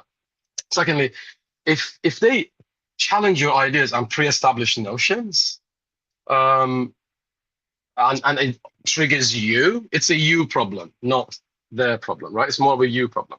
So at the end of the day, you want the best for your child, and you getting triggered is not the best for you or your child or your teenager or your children altogether, your offspring, as they call it. So some people call it offsprings. So you need to remember, do I want the success and the control over their future? Do I want the outcome, or do I want the here and now? That's my message to you guys. And thank you so much for listening. Oh, I was talking and I'm unmuted. Thank you, Cyrus. And are you muted too? Mine's deliberate. I was talking to myself. No, Cyrus, and I said, say thanks for sharing, my friend. I'm so glad you came up as well. Look, I want to go back to Sharon Rose very quickly. So biological abandonment and then adopted mother. So is that really psychological safety? So I didn't know it was even a thing until last Friday. I'm heading somewhere with this, Christiana. Bear with me, right? Yes. Sharon Rose says, I was fully clothed in my bathtub, contemplating suicide. I've been gaslit in front of my children during COVID. That's how serious we get, right? Mm-hmm. Sharon Rose says, she's, I guess her stories come in books, courses, yes. Yes, Sharon Rose. We're meeting soon. She and I are going to be meeting actually. So. Yeah, please do. I guess I'm gonna say, it turns out, Sharon Rose, this is Christiana's real thing. This is her. She talks baby loss, miscarriage, but then this is her real mission. This mother and first daughter trauma, intergenerational trauma, is what she really is driven to speak about and try and help the world with. So please, you two talk and form a partnership, because now clearly you understand the message, you understand the issues, and you have insights that we can all learn from, right? So please do get together and partner up. Collaborate is the word we're looking for. Sharon Rose, I'll be hitting you up in the DM. Well, you sent me a message, so thank you for my message. I will respond by late this evening. I will definitely respond to you, and I want to say that thank you for being vulnerable enough to share some or snippets of your journey, your experience so far. It isn't something that women like to talk about, I'll be honest in saying that. Like I said, I was aware of this before 2013, but I've focused on this since 2013. I've spoken to hundreds of women about this same topic. and there's a thread that runs through the whole thing. I'm going to come back to what Cyrus spoke about, but Sharon, I will definitely get in contact with you. We will meet and have a virtual coffee, without a doubt. And thank you so much for being here. Thank you so much for your share. Thank you so much for taking the time to get to do this with us. We don't take you guys for granted. We don't take people that come here, and also know that this space for you guys is a safe space. This is the reason why it's so important to me. And those occupy this space. It's such a space that I'm so privileged to have people who have the confidence and trust us enough to open up to us on this space. So in this space and on this platform, it isn't that easy to do, especially with us dealing with so many things all of the time at any given time. So that being said, Cyrus, let me come back to your comments, and thank you so much for sharing and what you shared.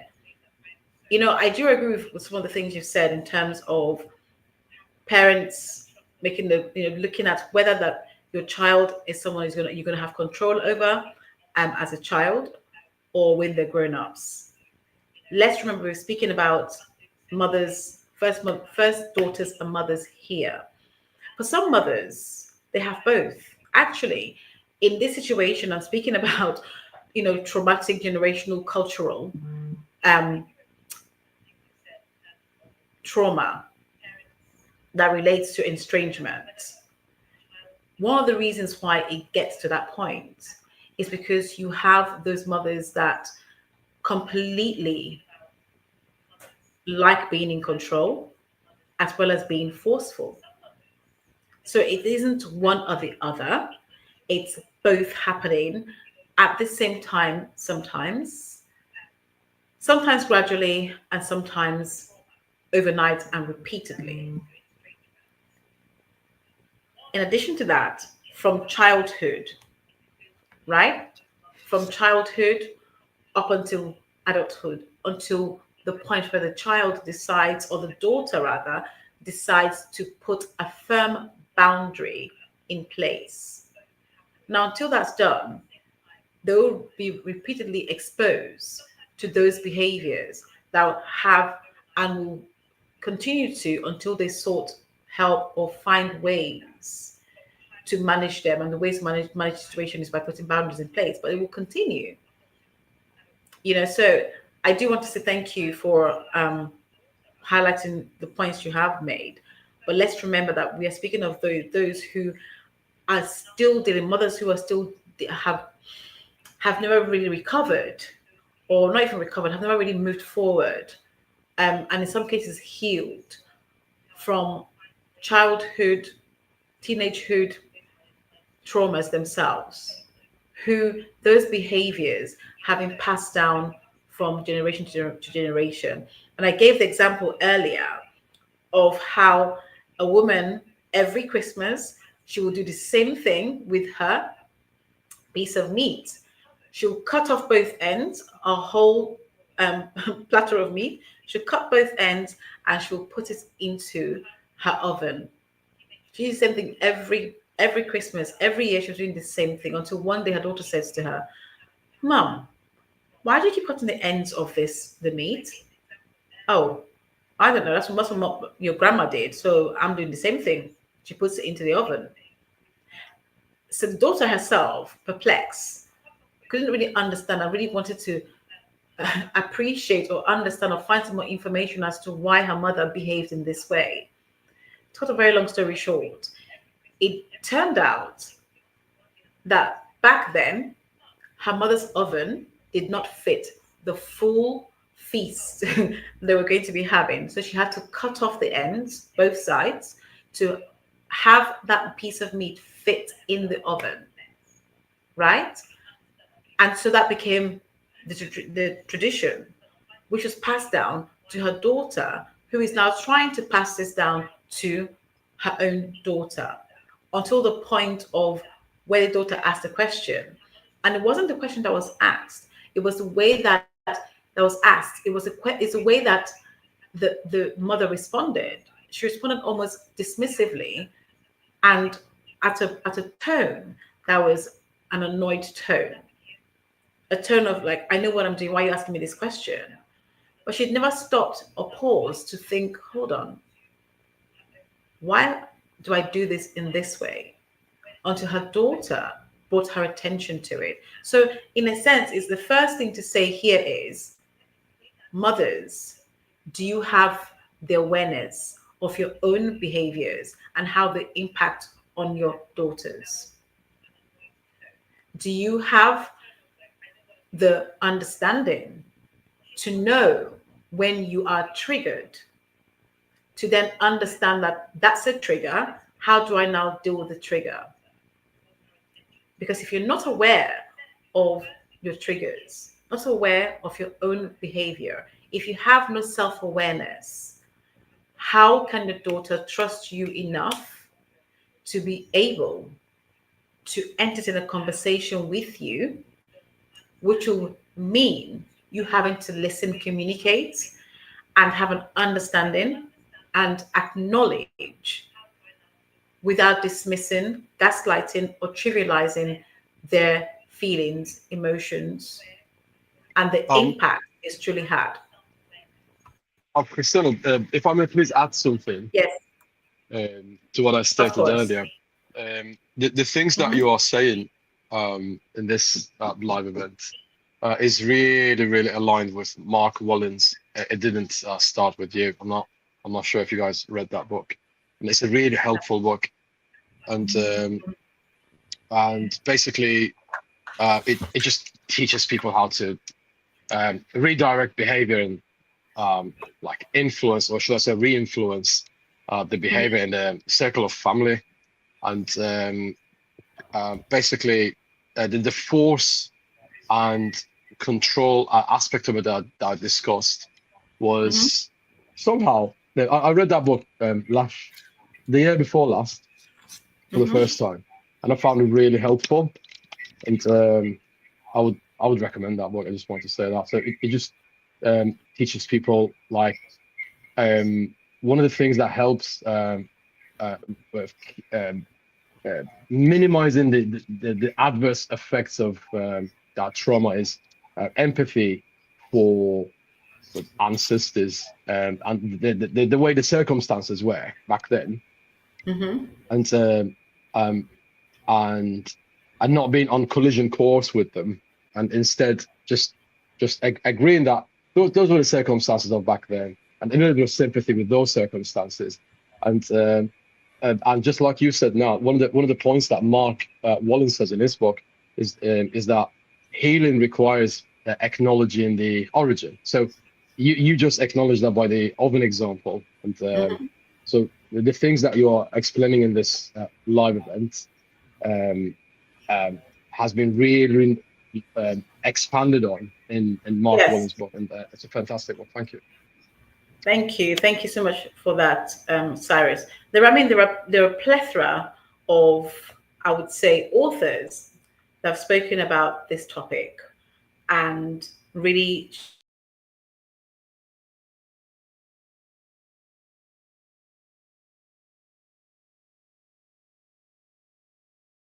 When Christiana goes quiet, no something's gone wrong. Michael, you are now our speakers, right? Oh, okay. Yeah. No, you're I've fired. been listening You're quite fired astutely. Oh, there she is. My laptop is so annoying. Keeps throwing me out. I'm sorry, guys. Thanks for the rescue, Christiana. Should I get myself dumped again so Michael can speak? So let's work on Christy. No, let me go back to Sharon Rose's, the work she's going to do. Sharon Rose, I want to publish that book. I know that there's many of us publish books, but yeah.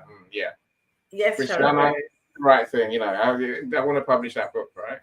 Yes. So we'll cross that bridge now. So Christy, welcome. You edited Hi, Christy. And I'll publish welcome. It. Yes. Let's do a few more Sharon Rose's comments. She said, I was never taught to not be geared or seen, except when visiting heard or seen, my friend. Heard or seen. Her phone is quite hot. So thank you, Annie. Except when visiting my grandparents on mother's side. which I thought was ridiculous as a child. I would get called black sheep or nosy Rosie. I'd verbally defend myself, okay, if getting straight, as honor roll and first place. You're getting straight A's, on a roll, and first place in Thank dance you. and everything in When I life. say diving, okay, driving or diving. Soccer medals makes me that can cool huge advantage. Apparently, okay. Thank you, Daddy. Makes me more than cool. More than cool. Yes. Yeah, which is a huge advantage. Absolutely. Her phone apparently is heating up, so it's doing all kinds of things. Have you got an iPhone, Sharon? If you have an iPhone, that makes sense. iPhones are crazy like that. If you do have an iPhone, I always do. I have one. No. There's a couple more. I don't. I got 2 Android, thanks. So I'm an only child, and I'm adopted at 4 months old into a family with my mother having 11 siblings. And being first cousins on my mother's side. Oh wow. Someone they're taking you, right? One of those. But then, so the issue we're talking about, it runs deep. Is the point, and family traumas are family traumas. That's Sharon. Thank you. Let's not forget, hurt people hurt people. Okay, so that makes sense. But here is the thing: I've got to keep talking about this generational thing because it is a real thing. We mustn't carry our traumas into the next generation. We have to find ways. I mean, we've got resources for people. A lot of people have spoken about this topic. We've had Michelle Philgate, who her book is called "What My Mother and I Don't Talk About." That should tell you a lot about the topic itself to begin with, right? The Mother Wound is by Bethany Webster. Matricence by Lucy Jones. Perfect Chaos by Lina and Cinda Johnson. Family in 6 Tones, right? Lan and Harlan Van Cho, sorry. So a lot of people have written about this, which tells you that it is such a big topic. It has real impact. It takes so much of an organization. It takes so much of an understanding. It takes communication. It takes acknowledgement. It takes care. It takes love and patience to be able to move forward. But here's the thing I'm going to say to the daughters and to the mothers. Not everything gets resolved. Not everything can be resolved.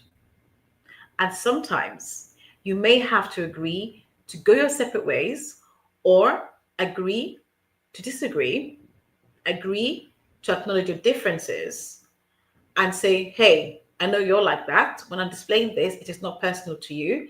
When I'm displaying that, it is not personal to you. And that's really important. However, when it comes to mothers, and I say this very carefully because people might jump on LinkedIn and say, hey, what are you speaking about? When it comes to mothers who are dealing in their insecurities, that turns into jealousy and turns into intentional sabotage, right? And division amongst your siblings. These things are real. They're not made up stories. People have written about them, right? When you have mothers who their intention is to divide and conquer, because now they're looking for allies within the family and separating or isolating that particular, daughter or child from the rest of the family. I know it's difficult. It is not about you, because often they grow up thinking it is me, it's something that I did wrong. Sometimes these things began even before you were born. And when I say generational, it is serious. Sometimes people are born into traumas and issues that they will never understand, right? When it comes to these types of trauma experiences, emotional and psychological charge, please don't sit and think that this person or these people are going to change or be different, or you can take them to therapy and it'll be resolved. It won't. You've got to find a way to be at peace with yourself and move forward. One way of doing that is find ways to express your emotions, whether that be writing a journal, expressing it, writing letters out to your mother without posting it, because that will resolve any issue you post it to them. It will just fuel them. So without posting it, you can write and you can store this up, you can read them, because now you've taken that anxiety, that stress out of your body and onto a paper. Feel free to burn it afterwards. Believe me, it does help. Feel free to burn it afterwards and do as you will, as you please. Surround yourself with people that will love you, will uplift you, will compliment you. Do the inner work. And as we've mentioned some of the books here, Sarah's mentioned another book too. So do the inner work to focus and move forward. As I mentioned earlier, these experiences will show up and manifest themselves in different spaces in our lives. And whether it's your work environment, whether it's your relationship, whether it's with your own children, we've got to break the cycle. And you have the power in you to break the cycle now. That I definitely agree with. Look, I think Sharon Rose says it's apparently taboo to talk about a mother not being perfect without demonizing mothers. Yes. I guess the point that's why we're having a conversation today, Sharon Rose. It shouldn't be taboo, right? It can't be taboo. Because, No. As you say, many people are thinking about it, so we just haven't taken it on board and focused on it as a real issue. I talk about this from the man's perspective, from the son's perspective, because we've got our own traumas that come from often our fathers. So and it's along similar lines, where our relationships are destroyed before they even start, because we're living through a model that that didn't work for them. It's not going to work for us, right? Yes. But we need to talk about these things for sure. So Sharon Rose, you're a genius. You're on fire today, Sharon Rose. You're on fire. Cheers. Burnt ends are delicious. I think it was a point. Sometimes you have to accept what is. Yes. Fix it there, right? It's like a scalpel, carving an exquisite piece of art, charm, grace, and finesse. And what you were saying, Christianity Johnson, about outside core family, no one sees the mother as you are describing. No one sees the mother like, because she is the pillar of the community, and she might be the person that goes to church. She's a church warden. She does everything. She's part of a community groups. She's a leader in this, and she's a leader. She's a leader in different spaces and doing different things, and everybody loves her. And when they meet you and your mom, you're like, oh my goodness, we love your mom. She's amazing. She's gorgeous. She's X, Y, and Z. And you're thinking, I'm dying inside slowly. I'm dying inside. She's killing me slowly on the inside, right? I'm just smiling here. Hi, Joshua. But before we go, I've really got to go, because it's soon time to go and get my little one. Welcome, Joshua. Hopefully, doctors went well yesterday. Glad you're here, my friends. Thanks for being here. Again, Sharon Rose says, but they are narcissists. Which is more damaging. They don't exhibit. They are narcissists. Let's not get it wrong. Don't get it twisted. They are narcissists. And remember, I said earlier, with narcissists, there is no cure, right? There's no recovery. People say, oh, they will recover. No, there's no recovery. Therapists themselves will tell you that. They find ways to manage your narcissism, but they're not to be recovered, right? And when you have those, it is for the daughters to put a firm boundary in place. There are ways and means and ways to do that. Put a boundary in place. Know who you are first. Do the work in yourself to get to know who you are. Be proud of yourself and stand tall and put your boundary firmly in place. Whether that means blocking your mother for a whole 12 months, you feel free. You do that, because it literally will save your life. It will preserve your sanity. And I say that because it's such an important thing to do. Yeah. All right. When you come back next, Christiana, can you explain what your relationship is with your mother and how that has brought you to this conversation. I'd like to understand that because I'm pretty Okay. sure everybody else is also You, interested in that. So that's going to be the next issue. you might have to watch the replay, Michael. You know, say, Yeah, yeah. I'm done to say what you said, Michael. And I realized she's talking about herself half the time. You just have to unthink what she said. Watch the replay. Yeah, I know. It's kind So, of, but so, she never really so, says it, But so because here's she the she goes thing. on, she says, "I've been talking to a lot of other mothers," Yes. So which you have to basically listen tells you carefully. that okay, which story is, which But one I, is the one that's driving her. but I have spoken to other mothers. I really have. I wanted to understand because again, when you're dealing with those who are narcissists, what happens is they'll make comments like, well, other mothers are doing the same, or other mothers are like this. So for you as a daughter, you think to yourself, I'm going to go and ask other mothers, like literally ask other mothers and understand those who've recovered.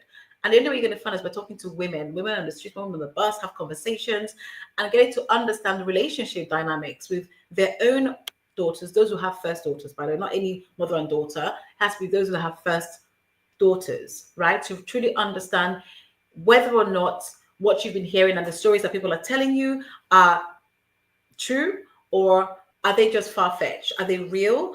Are they a typical example?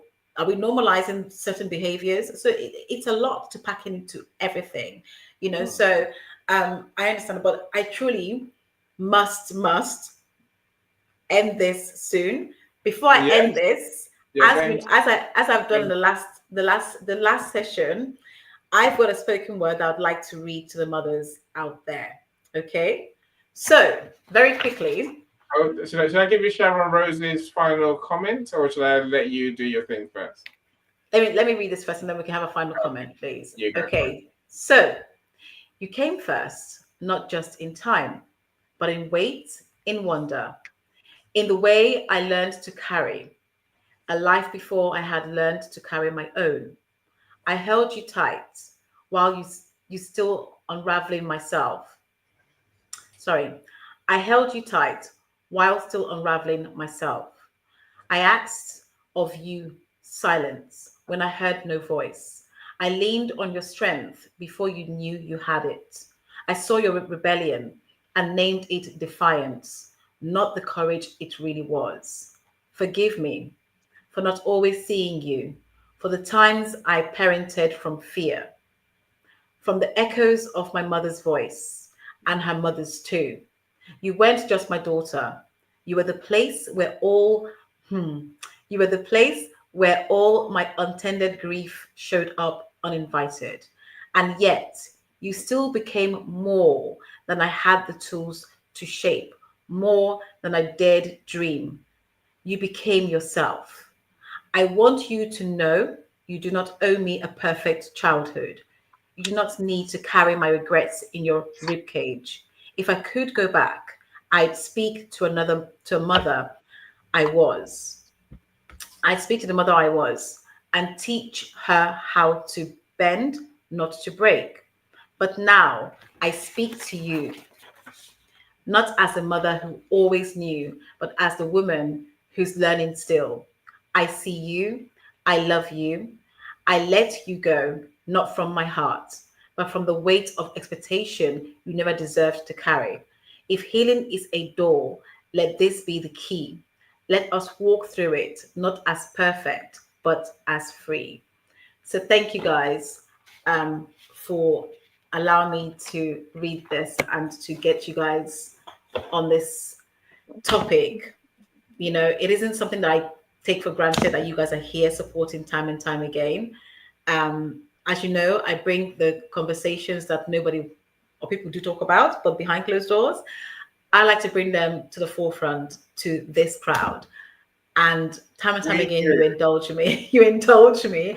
We do. But as I said, for those who didn't hear earlier, next month marks 1 year since Annie and I have been doing this show. So I really want to thank you guys for your unwavering support and for the love that you show in this community. I love you guys. So just, I'll stop there. I accept wine and chocolate. Thank you, Annie. You are the superstar. And KFC. You know, I'm just saying, of course. Joshua Lee says you are the superstar of this show because you're the one who comes and you show up and you do all these things. Where is Joshua, by the way? Is he here? You are the amazing one. She's amazing. That's you. Yeah, I know thank you, Sharon. Yes, look, I think Sharon ends with something that I think and she said it earlier, but I think I put it last deliberately. And Zara makes a good point as well. Solving two puzzle pieces with kindness and love. Mm-hmm. Kindness and love, Michael. Love, Michael. Fixed mindsets. Me and Michael arguing earlier. Michael's telling me love is not everything. Truth. Okay. Yes, I'm like, you're Truth wrong. and authenticity are more valuable than love. No, love rules everything. Everything must work from love, a point of love. Otherwise, nothing works. Anyway, is that right? The fact is that love is fickle. No, truth and authenticity is not.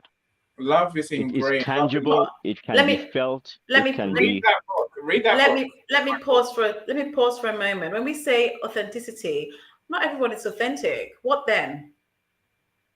Well, that's the point. You have to be. The point is that you need to be authentic and true. Yes. I mean, completely authentic and true. If you're not, then it means that you just don't love yourself. What if your authentic self is killing somebody else? Say that again. What if your authentic self is killing somebody else? There has to be love, right? Because when you have love, your actions cannot be killing somebody else in love. Yeah. Well, then you have to face the truth and then get away from that person. What, yourself? But there's still love. Can I tell you why there's still love? Right. There is still love because if you cannot get through to that person, you must love yourself enough to walk away from that person. So there is still love in action, right? Well, from that person or from you. So there's got to be love somewhere. The fact is that you're taking action because of the fact that you now know the truth. And your authenticity was there before you knew the truth, and now you are developing love because you're taking the action that you're taking. So, but you have to understand, for you to be there for as long as you have enduring, there's an ounce of love in enduring. So you've got to have. I'm not negating the fact that you do not have love. I'm just saying that truth is more authentic. Is more valuable than love. Truth and authenticity is more valuable than love. That's what I'm saying. Truth, authenticity. You can't put them. Buzzwords. They're just buzzwords. Annie is trying to say that love is greater and grander than both truth and authenticity. It is not. Look, I shared. Read the return to love that I gave you this morning, Michael. You're still talking. Read, we all read. Come on, man. Seriously, we all read. Read something. That's that delayed tactics. Okay, fine. It's not delayed tactics. Look, Sarah spoke about the book he's read on this topic. You must realize you have to read stuff to learn. I know something. that. Right. Annie and Michael, can I please add something to the conversation? Sure. Go ahead. I've got to go. I was going to say, if you go to a vehicle manufacturing company, there is different departments for different parts of the vehicle. The ones that create accelerator, and the ones that create the airbag, and the ones that create the engine. Each one of them thinks the part they value, the part they create is more important, and they value it the most. But you need to ask yourself, which one of them is more, because without each one of them, the vehicle won't move. And if it does,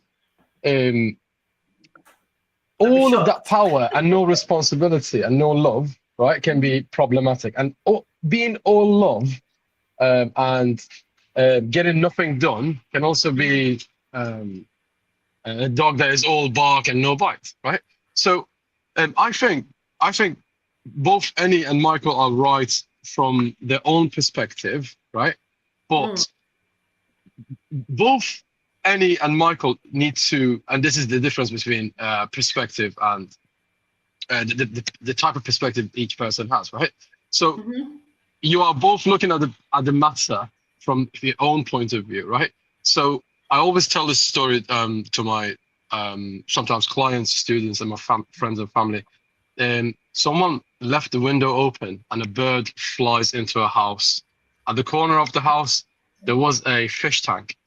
The bird sits on the edge of the fish tank and says to the fish, someone's left your cage open. Why don't you fly away just like I did? So so that bird thinks that that fish is some sort of bird that is not flying away, not seizing the opportunity. So because that bird is looking at the fish's life through the eyes of a bird, not through the eyes of a fish. So authenticity without love gives you something like Hitler. Hitler was authentic, very authentic. So he introduced his own brand of aggression, right? And that's the reason why some governments in the world have special prisons for political adversaries, right? So for political authors, for caricaturists, etc., etc. They put them in jails because they want their own brand of authenticity. Without love, authenticity can be damaging. Now, what happens if you all love and you're not authentic? Well, you try to be someone else and you lose authenticity, right? So because you would be just a human pleaser, you'd be a crowd pleaser. You won't get nothing done, and anything you do is fake. So both of authenticity and love need each other. Both wings. You are the bird, those are the wings. And with the help of both, you can soar to limits in the sky that you could not imagine would be possible and achievable. That's the point I was trying to make. Thank you. Thank you, Cyrus. You said Thank said you that very much, authentic. Cyrus. I need to pull I that love out. you, Annie.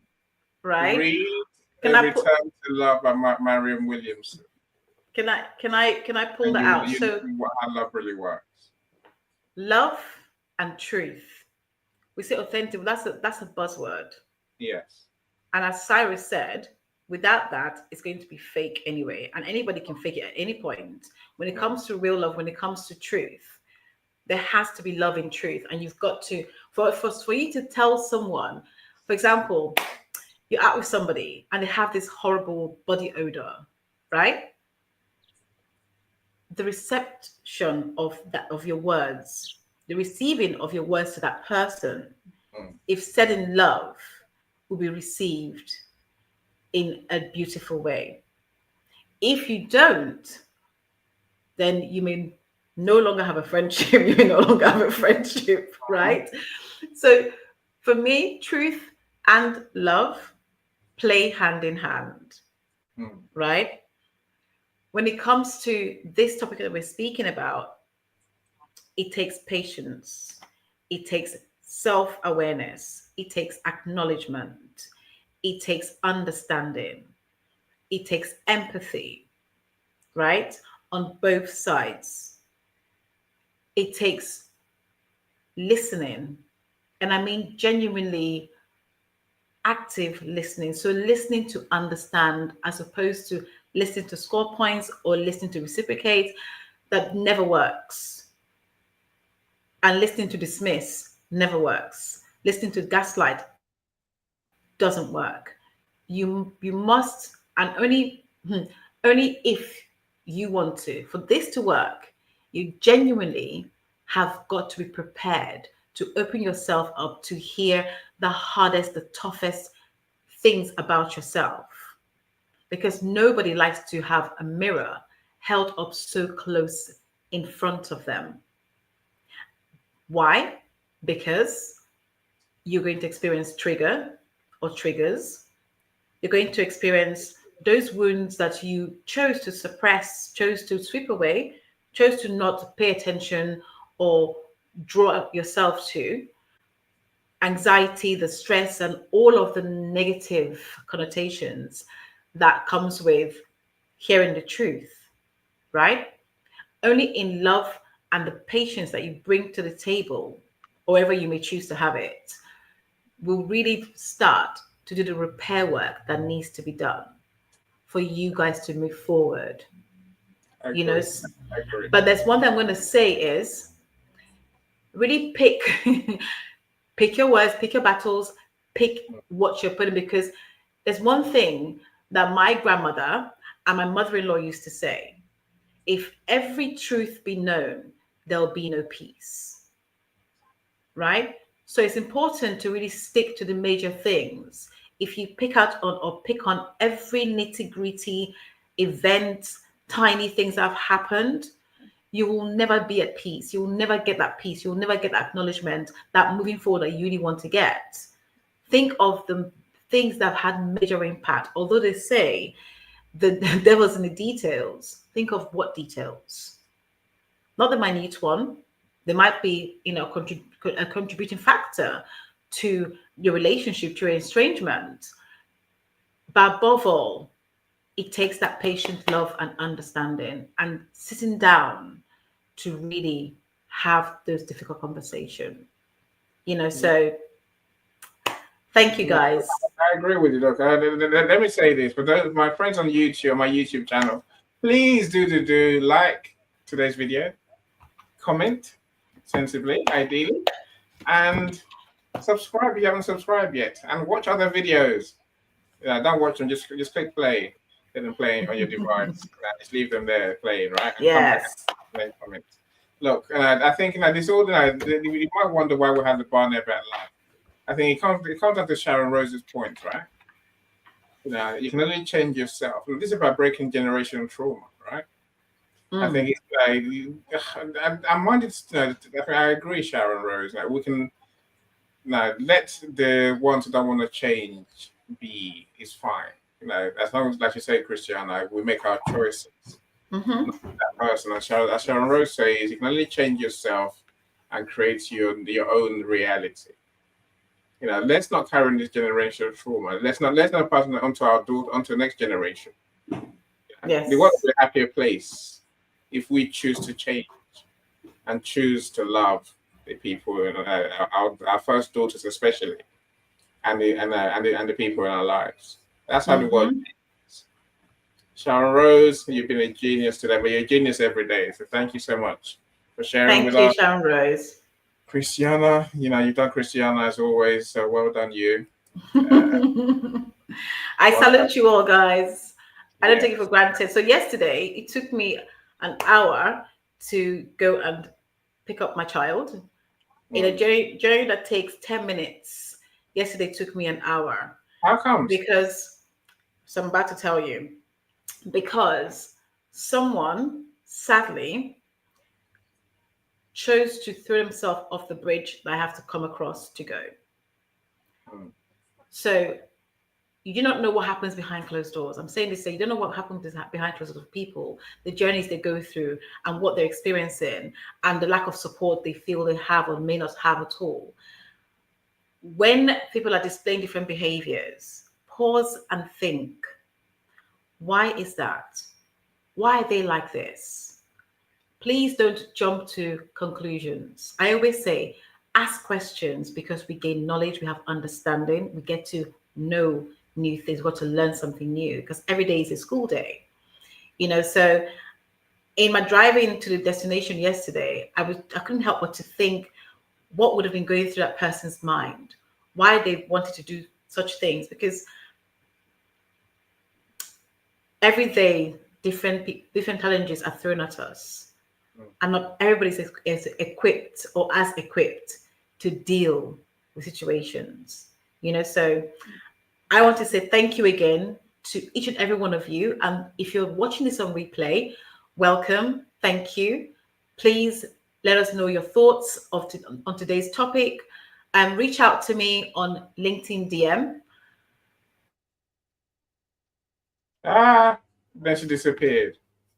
Look, thank you so much, everyone. Look, if you want your books, you want to help to write your book, publish your book, market your book, even make your book a guaranteed bestseller on Amazon, then get in touch with me.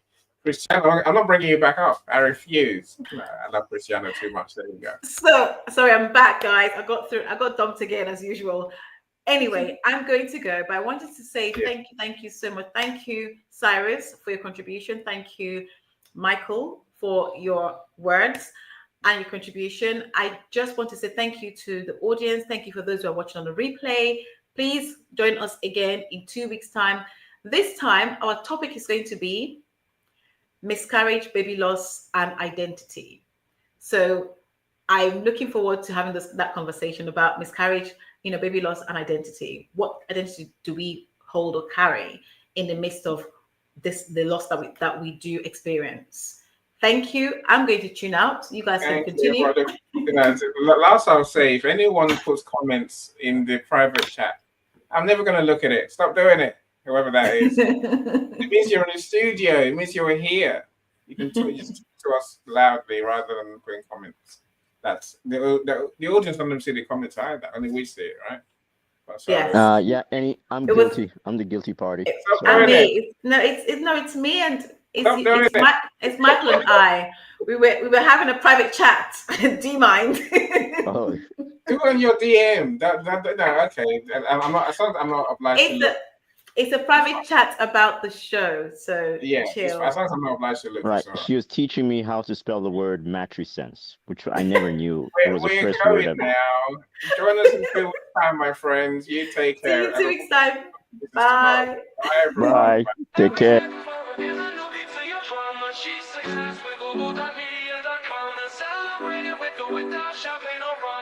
Bye, everyone.